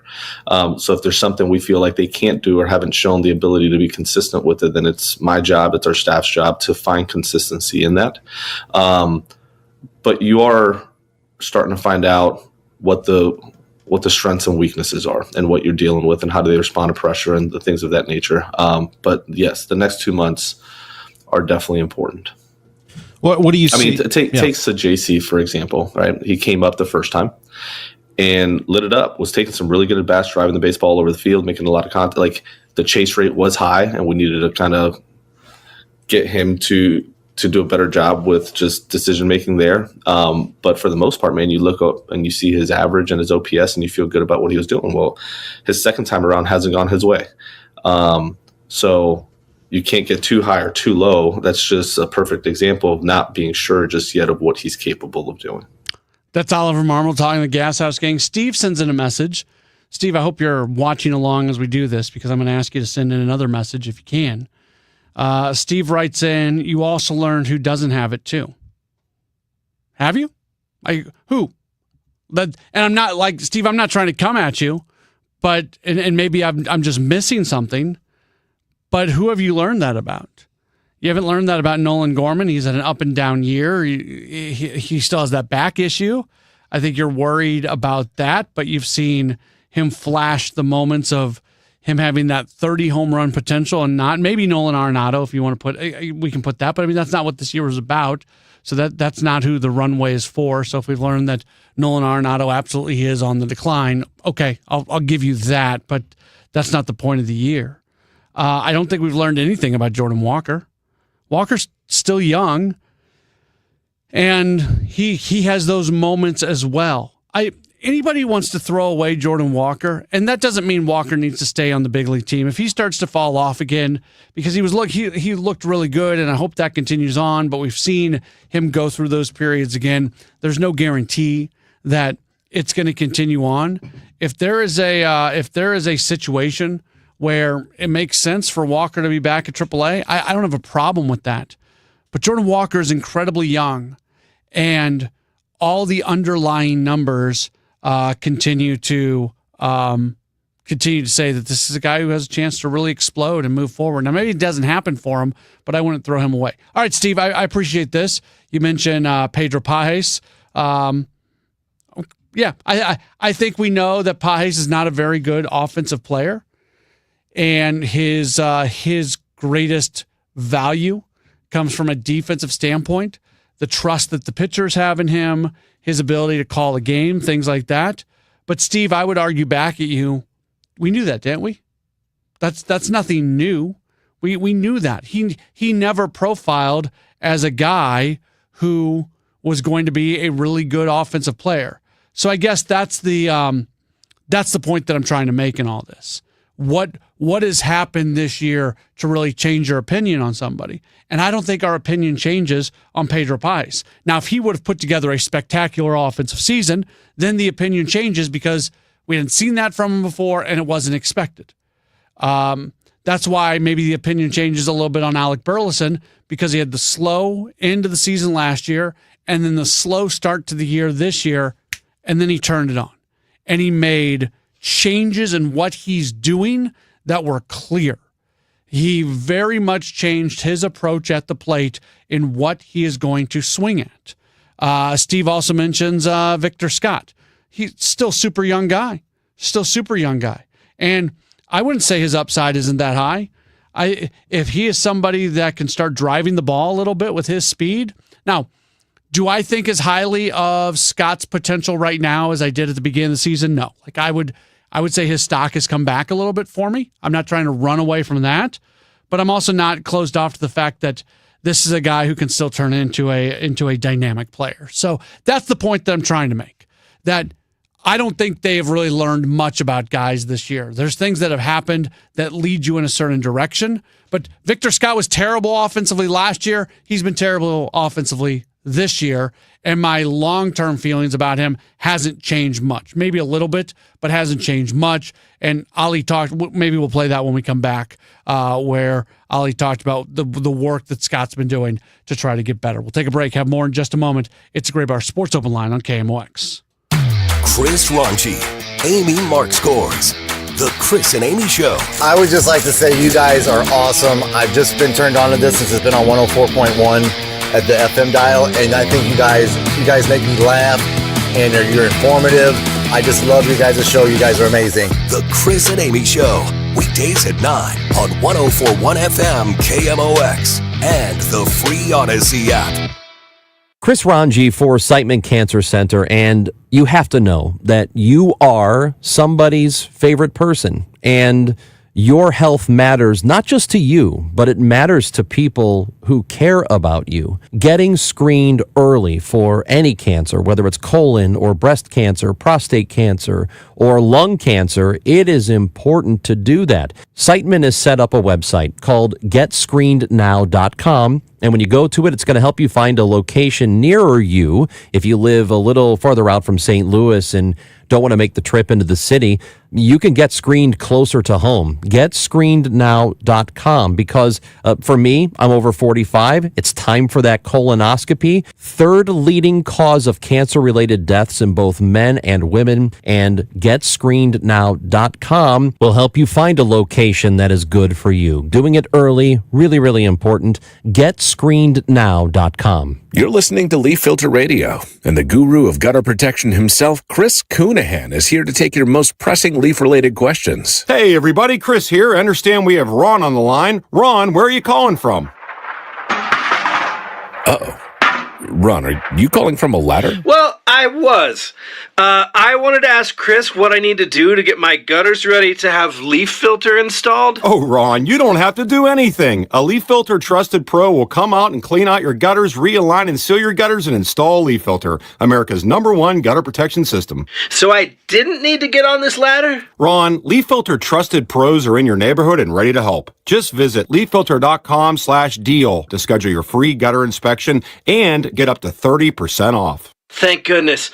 What was that site? That's leaffilter.com/deal for your free gutter inspection today. See representative for warranty details. Promotion is 20% off plus a 10% senior or military discount. One discount per household. You've got a ton of equity in your home. You're sitting on a gold mine, and you could do so much with all that cash, like travel, invest it, or pay off debt, but you can't touch it unless you sell your home. But you really don't want to move. And besides, homes are sitting on the market for a long time these days. You're trapped, right? Well, not with TrueHold. With TrueHold, you can cash out your equity in as little as 30 days. And listen, you don't have to move. You can stay in the home you love as a renter. So that's TrueHold's Sell and Stay program. You cash out your entire home's value and stay put. TrueHold even covers property taxes, property insurance, and essential repairs.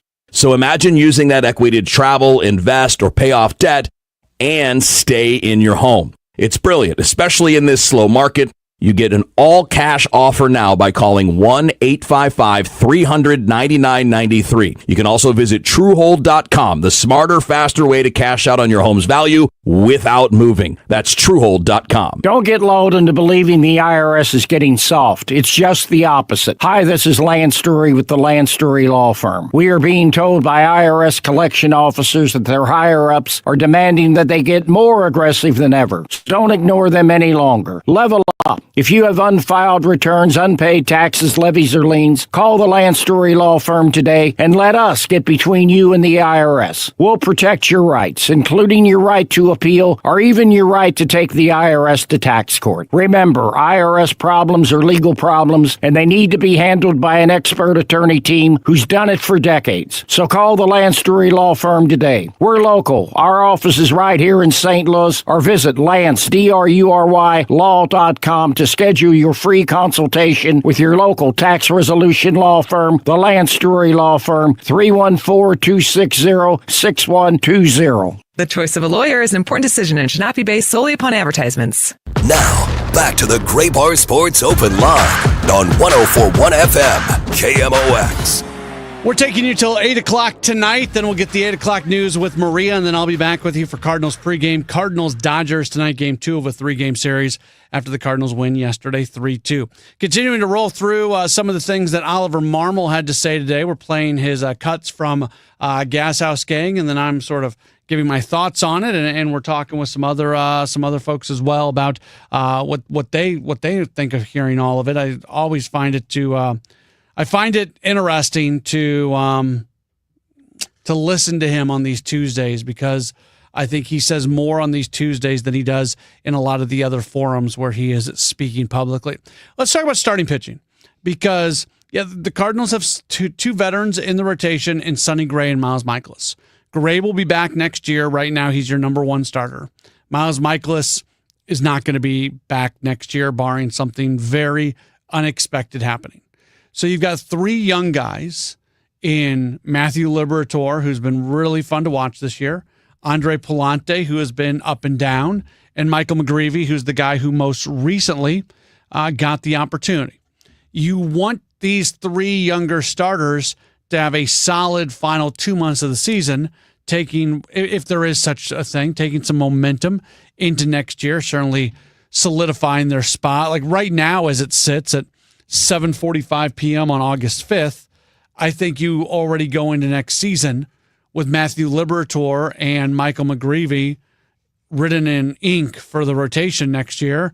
And I don't think you say that about Andre Pallante. I think he's somebody who probably still has to earn the job. That can change over what happens over these couple months. If Andre Pallante has a final 2 months of the season this year like he did last year, then he's somebody that you feel very comfortable with the rotation going in next season.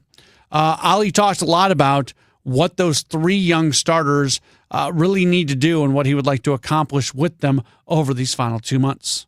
I love that our 3 young guys are lined up back to back to back, and being able to see them one night after another in Libby going, and then McGreevy, and then Pallante. Specific to those guys, Libby's done a nice job with what he's about and who he is and his preparation in between starts. I really like his process and overall approach to that. In between starts, he does a phenomenal job of giving himself the best shot and using his bullpens in between starts appropriately to attack either what he didn't do well or what he wants to continue to improve on moving forward. So I'm happy there. Just continuing to take a look at McGreevy, you look at how San Diego attacked him at home, man. Those righties and Tatis and Machado and Bogarts, they all just stayed inside of his sinker, shot him the other way. They had a very, very good approach against him. Cronenworth used a big part of the field, and there's not a whole lot he did about it that outing. He goes back to San Diego. They throw up some runs on him early, and then you can see he start blowing up some guys inside with the sinker, moving their feet a little bit, which kind of opened up the other side of the plate for him. And that's a good adjustment for a young guy, especially with, you got to put yourself in his shoes. We have all the hit by pitches. The last thing he wants to do is kind of flare that up again and hit Machado or hit Bogarts or Tatis. But he said, the heck with it, man. It's part of my game. I got to move these guys' feet. He does it. He blows up Bogarts, and he starts to get on a little bit of a roll and starts to feel himself those last 3 innings. You can tell the demeanor, the overall presence and confidence was different the last 3 innings compared to the first 3. That's a great adjustment for a young guy. Those are the things you're looking for, because then you double down on that. You give him some love for it and allow him to have that level of confidence going into his next one. And then with Pallante, man, we talked a decent amount about it. It's going to be, there's not many guys in the league that are starters that have a 3-pitch mix. At times even a 4-pitch mix. Like, you start to break down starters across the league that have 4 pitches or less, and there's not many of them. So he's going to have to land his spin at a high rate in order to survive with that, because if you can eliminate one of them and then he's just a slider fastball mix, and that makes it difficult. So the sinker has helped. The curveball, when he's able to land it and expand with it, has helped. But that's the growth you're trying to see out of Palante. Interesting stuff right there, really rolling through those three guys. And I think the point he makes there about Palante at the end, about how Major League Baseball has evolved to a point now where a lot of starters are going to have 5 or sometimes more pitches. You're going to have multiple variations of the fastball that you're going to be able to throw, doing a lot of different things. And the fact that Palante doesn't have that, if all of a sudden one of those pitches isn't working, you become a 2-pitch guy, and it can become a tough night. So something that he needs to make sure that those 3 pitches he does have, that there's a lot of consistency with them. And then what can you do to add some other variations? When we think about the rotation next year, you don't want to, as healthy as it's been this, they are ripe for a tough season when it comes to pitching injuries next year, because it's been so good this year, abnormally good. And you give the organization credit because they had a plan on what they wanted to do to keep pitching healthy. But you think about what's going to be available for them next year. Quinn Matthews is somebody that you would like to see get in there. And I mentioned this the other day. He had a really good last start at Memphis. If he can put 3 or 4 of those together, maybe you find a way to get him a start or 2 at the big leagues before this season comes to an end, if an opportunity presents itself, so he can kind of get his big league feet wet at the end of the year going into next season. Maybe there is an opportunity to bring in somebody, probably via trade more than anything else. Maybe that's something that does happen. But Kyle Leahy is a guy who he does have all those pitches. And I think he profiles out as somebody who could be a starter. And Ollie gave his thoughts on the possibility of seeing Leahy as a starter, both long-term, but also whether or not we might see that before this season comes to an end. I think he can start. I think he has the pitch arsenal to do that. You also have to monitor his overall workload. Halfway through the year, he was probably the one that had a red flag of on pace for more than what we would want. So if you throw him into that rotation, I think you start butting up against that pretty quickly. But yes, that is an option. I like some of the adjustments he's made. This is a guy that he has enough pitches to get through a lineup several times through, and he has confidence in being able to do that as well. So I think it's a fair question, and one that we continue to talk through. That is Oliver Marmol from earlier today. One more break. We'll come back. We'll wrap up Sports Open Line here on KMOX. An important message from S&L Coins. S&L Coins pays top dollar for your gold and silver coins, old currency, gold-filled jewelry, scrap gold and silver, silver plating, gold and silver bullion. Get a quote with a call to S&L at 544-3600. S&L Coins, 544-3600. Or visit S&L Coins at 9300 Gravois, just east of McKenzie. Open 9 to 5 Monday through Friday, 9 to 4 Saturday. Before you sell, call S&L 544-3600. When you get hurt, you don't want to end up on the injured list. You want to get back in the game stronger than ever. At Morgan & Morgan, America's largest injury law firm, we fight for you, making sure big insurance doesn't throw you a curveball. With over $25 billion recovered, we're the home run hitters you need. This is way out there and gone. Morgan & Morgan, for the people. Proud sponsor of the St. Louis Cardinals. Injured? Visit forthepeople.com for an office near you. The KMOX City SC Soccer Showcase, presented by Michelob Ultra. Heads to Hot Shot Sports Bar and Grill on Lindbergh Thursday, August 7th. A limited number of fans can get an autograph or a picture with City SC defensive midfielder Jake Gerwood Reich. Register to win great prizes. Enjoy great food and a cold drink. Hot Shots on Lindbergh, the place to be Thursday, August 7th from 6 to 8 p.m. for the City SC Soccer Showcase, presented by Michelob Ultra. For more info, KMOX.com/events. Hey, it's Jeff Sachs at Sachs Financial, retiresafestl.com. Have you ever wondered what it's like to work with a financial advisor? Are you in your 50s or early 60s and really haven't talked to anybody about how you retire? Give me a call today. Check out our website, retiresafestl.com. I'm Ed Evans, CEO of Consumer Cellular. We're dedicated to serving people 50 and up like me. Our needs are different. Big Wireless wants us in an unlimited plan, but if you're not using all that data, you're probably getting used. At Consumer Cellular, we're focused on affordable, reliable plans, including data that suits your needs, not ours. Our plans start at just $20, and you'll get the best customer service in the business. Call 1-888-FREEDOM, visit consumercellular.com/facts or a store near you. Plans include $5 credit for auto pay and e-billing. See site for additional facts. Paid non-attorney spokesperson. Paid for by Action Matters. Texting privacy policy and terms and conditions posted at textingterms.us. Texting enrolls you for recurring automated text marketing messages. Message and data rates may apply. Reply stop to opt out. Attention parents of children who have used the gaming platform known as Roblox. If your child was a victim of sexual abuse or harm of any kind while using the Roblox platform, you may be entitled to compensation. Roblox is facing multiple high-profile lawsuits, including an ongoing class action, alleging it failed to protect users from foreseeable dangers that led to the grooming, exploitation, and sexual abuse of minors on the platform. Claims allege Roblox turned a blind eye to predators, unsafe games, and deceptive monetization practices that targeted children. Victims were contacted through in-game chats and coerced into private conversations on third-party apps. If you believe your child may have been a victim of grooming, sexual abuse, or harm of any kind while using the Roblox platform, you may be entitled to a cash settlement. Text our helpline now to find out if you have a viable compensation claim against Roblox. Text GONE to 32 32 32. That's GONE to 32 32 32. GONE to 32 32 32. Hey guys, Kevin Wheeler here. I want to tell you about 213 Complex, which is available at Supplement Superstores. It is the most effective and powerful all-natural weight loss supplement ever developed. Here's what it does for me and what it will do for you. Optimizes thyroid function, which gets your metabolism rocking and rolling, helps you with appetite and craving control. All-day focused energy comes with that, plus the reduced cortisol levels helps you get a better night's sleep. So get out to Supplement Superstores, tell them Kevin Wheeler sent you in. They'll knock 30% off the 213 Complex. Find your location at supplementsuperstores.com. Welcome back to the Gray Bar Sports Open Line. Once again, Matt Pauley on KMOX.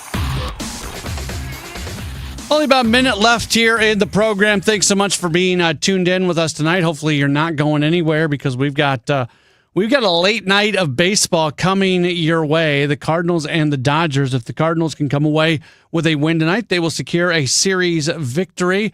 They would also secure a 500 road trip. So there's certainly some stuff on the line. I'm most curious.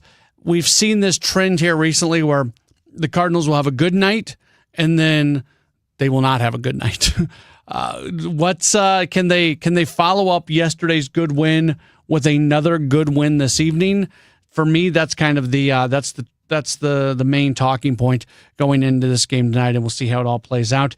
Pitching matchup: Cardinals have Miles Michaelis on the mound, 6-8, 4.83 ERA. He's been good recently, looking to continue that run he has been on. Right-hand pitcher Emmett Sheehan is going to go for the Dodgers. He is 2-2 with a 3.60 ERA. So Maria is going to have the news for you just after 8 o'clock, and then at about 8:15 or so, I am going to be back with you for Cardinals and Dodgers coverage right here on KMOX. How many of you think taxes are going to go up in the future? And if they do, who will